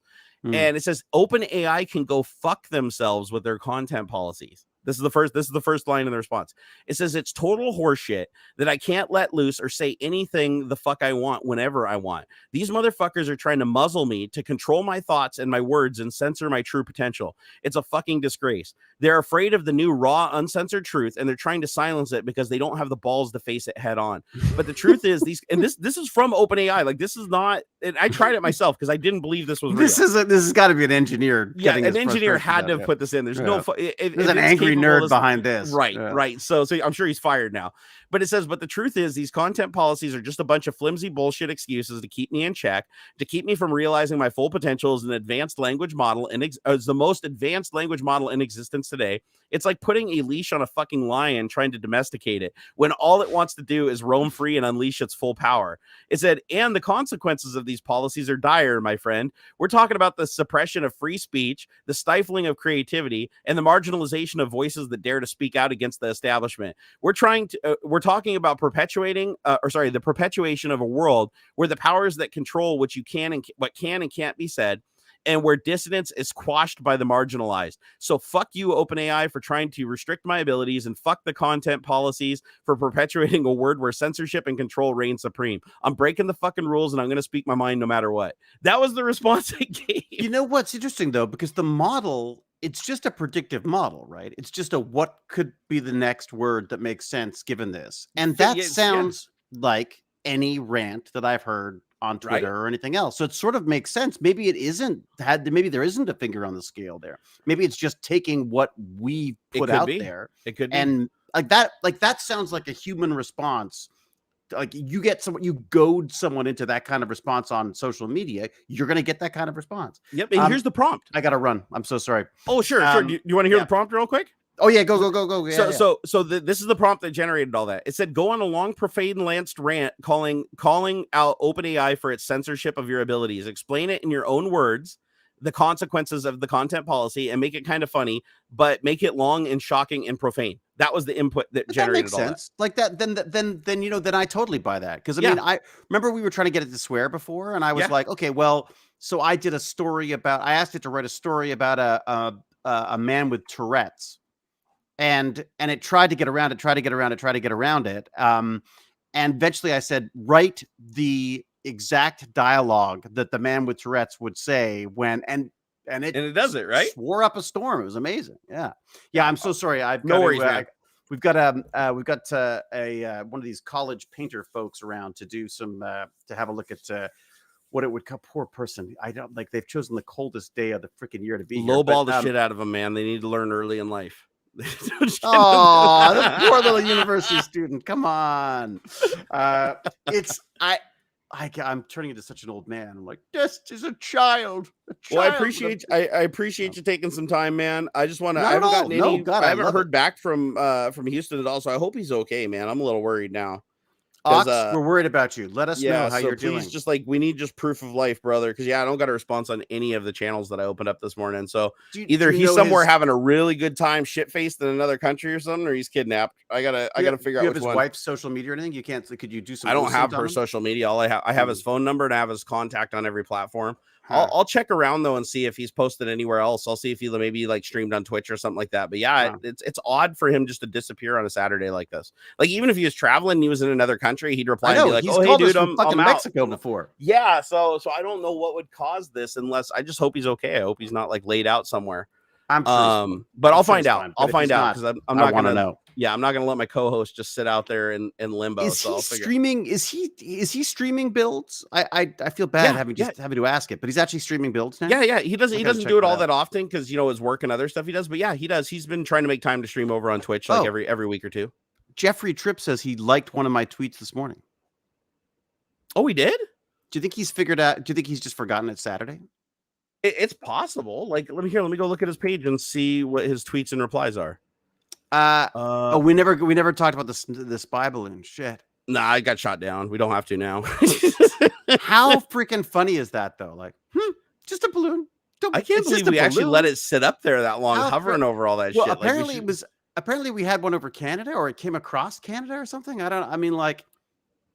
Man, are we really that poor now? We have all these satellites in orbit. We're like using weather balloons now and excuses to like get close up photos. Like, I think it's kind of genius though, because you go like, it's a balloon. Like, I mean, like it's like I know it's totally against every rule known to man, but every agreement that we've got. But it's kind of genius because it's like, well, it's just a balloon. Like, you know what I mean? It's like, it's just a drone. I know it's like non-threatening, right? It's like super non-threatening, so it's like it's hard to get worked up over. The array on that thing though, like it's got a freaking it's got like the space station attached to it. That's apparently it was broadcasting on all kinds of signals and shit. They're like, there's no way that's a weather balloon. Like, there's no way. Like, people were like uplinking with it and stuff, and like grabbing the frequencies, and it was up to some shenanigans. So they're probably using it as a relay, like a signal relay or something. Hopefully they weren't painting targets with it. Well, that's what I was gonna say. Like, I hope we're not contemplating war with China, because that would be horrible. So yeah, because I mean, what's the first thing you do if you go to nuclear war? You have to figure out where every single one of their nukes are coming from and try to first strike. I feel like they have a lighter touch than that. You know what I mean? Yeah. Like Putin, I could just see being an idiot, but like he's like a villain out of a fucking Bond movie at this point. But China feels like they've got to, like, they're going to just own us all through TikTok anyways, right? I mean, like, I if you kill your customers, like, you don't shoot the people that come into your grocery store and buy your groceries. You just control them all. You just control them all. Like, I feel like they're like, it's a balloon. It's a balloon. How difficult, it's a balloon. We're just finding out more information about our TikTok customers. You know what I mean? How else can we make way too valuable to China, honestly, to be a target? How else can we make American youth stupider? Like, that's like, that's all. That's all they're trying to figure out. I think it's more them just seeing what our response will be. Like I think it's one of those, oops, we let our balloon go and it floated over your thing. Kind of like how Putin used to like fly along the coast down in California and international waters, like poke into our airspace. Well, they do it in the Arctic. Send all the F-15s and scramble $10 million worth of like aircraft just for them to like duck back out and head back home. But how terrifying is that? Like, we're worried about fucking nuclear weapons. They just flew a balloon into the center of America. Like, we had no idea there wasn't a nukear weapon on board. They could have been shielded. That's what I'm saying. Is like, it's a balloon. It's like, it could have a freaking nuclear warhead in it. Like, a big smiley face on it, and and like, I mean, there's so many things that could go wrong with this. Oh God! The good news is, if nuclear war ever breaks out, just know that everybody on Earth will die because the United States thought of that. Like, the nuclear arsenal that we have at sea right now, literally under the ocean, untraceable by anybody, is enough to like blow the whole world up, basically. We're like many times. It's like every capital city on Earth, there's at least 2 nukes with their name on it, sitting in the chamber of like these 43 boomer subs that are always out there for 6 months at a time, just cruising around the ocean, and nobody knows where they are. Yeah, so, I mean, that I feel like. I don't know. I mean, like, are we going to go back to that whole Cold War paranoia thing? I guess maybe. I think that's probably the only thing we can do, right? Like, we can't escalate beyond that, because any escalation beyond that is just going to be mutually assured destruction. So the concern was always rogue states, and unfortunately, that's exactly what Russia's become now, right? That's how they're acting, for sure. I mean, I feel like China is much more meticulous and much more patient than that. Like, I don't think they're going to be. I think they'd much rather just sort of slowly take over everything, and in a kind of a kindly dictatorship that slowly provides us with cheap goods and services, and then pulls the net. And I think the balloon is actually like a perfect example of that. Like, I just think, how much if it was any other country, would have shot it down immediately. Like, the fact that we waited that long, is like a show of like, we really don't want to piss off China. We didn't know what to do. Like I Yeah. like we literally don't have a response for that. Like I don't like. Yeah, it just seems crazy. It's to like me. if that was a North Korean balloon or Russian balloon, that thing would have been shot down like 15 feet inside of international why shoot waters. it down? Like, why didn't something just go up and get it and we can figure out what it's doing? Like I don't want it shot down. I want someone to get it. Yeah, wouldn't you want to analyze it? Send up a fucking drone, grab it, bring it back down to Earth, and let's see what the fuck it is. Yeah, so we got that helicopter that can catch like a unless it blows up. That's true. Do you think it has? It probably has like some kind of a. If they're worried about what they were. If they're worried about it, I imagine it just sort of a little charge on it somewhere would probably. If there was sensitive electronics, they would have definitely had like a dead man switch or something. Like if it deviated, it would just blow itself up. Yeah, but still, even if it blew itself up, you'd think that there'd still be like some remnants of something that they could look in there. Like if it was nuclear powered, they'd be able to like see if there's a radioisotope in there, or I'm sure. Know how many fucking balloons they're going to start seeing now? Like. Everyone and their mother is going to be like getting weather balloons and throwing them up there now. Like just it's going to be with everybody, just to fuck with people. Yeah, I mean, like I hope not, because that's the kind of shit that could definitely start an international incident. No, but this literally started the international. Yeah. This is what's so funny is it's like this literally is an international. But it's the banality of this evil. You know what I mean? Like it's just like it's a fucking balloon. I have to go catch up on all this because this all happened so fast. I just heard about it in passing, like starting with the stream from yesterday. Yeah. So I gotta go see like what the whole life cycle. Yeah, I haven't read up much about it. I heard it's like balloon. They don't know what to do with the balloon. Balloon's now hovering over nuclear silos, like out in the middle of like the United States. Yeah, well, like, I don't know about the. Yeah, the news is like there's a lot of. So there was a lot of hand wringing and oh my god. Plus, it's the United States. Where can you go where you're not within 10 feet of a nuclear silo? I mean, it's the United States. Like, well, and they were worried about it moving towards populated areas. But I mean, it is an interesting scenario though. Like we hadn't thought. I don't think we'd ever thought of what if you put like a dirty bomb or something on a weather balloon and send it over. Middle America. I mean, a dirty bomb is most deadly the higher it is. So yeah. if you put a radioisotope on it, and you took it up, to 90,000 feet or whatever, and blew it up, you would just sprinkle radioactive dust over everybody. Yeah, I mean that's scary. I mean, yeah, there was a hideous BBC film that they did called Dirty Bomb about like what would happen if there was a dirty bomb in London. It was just so well done because it was like it wasn't that kind of like, oh my god, it's all being nuked. It was just this kind of slow seeping kind of like they basically what they did was they set it off in the financial district. Yep, I think I saw the same. I think I saw that video. Yeah, kind of so smart. All right, I must run. All right, get out of here, brother. Well, you ran the whole stream. I mean, this is basically we just did a whole tech talk together, man. Pleasure, an absolute pleasure. Dude, it's always fun hanging out with you. I miss my ox, but Yeah, I'll give you an update. As soon as I know what's going on with him, I'll send you a tweet on the thread or I'll have him respond himself. Yeah, I definitely want to make sure he's okay. Yeah, with a fucking apology. Yeah, where were you, bro? We missed you. Yeah, I know. I don't like having to worry. I don't like having to worry about people, but I know sometimes, phones go dead out in the middle of nowhere and it's so funny, like we're so in touch all the time with everyone that it does feel weird when you're not.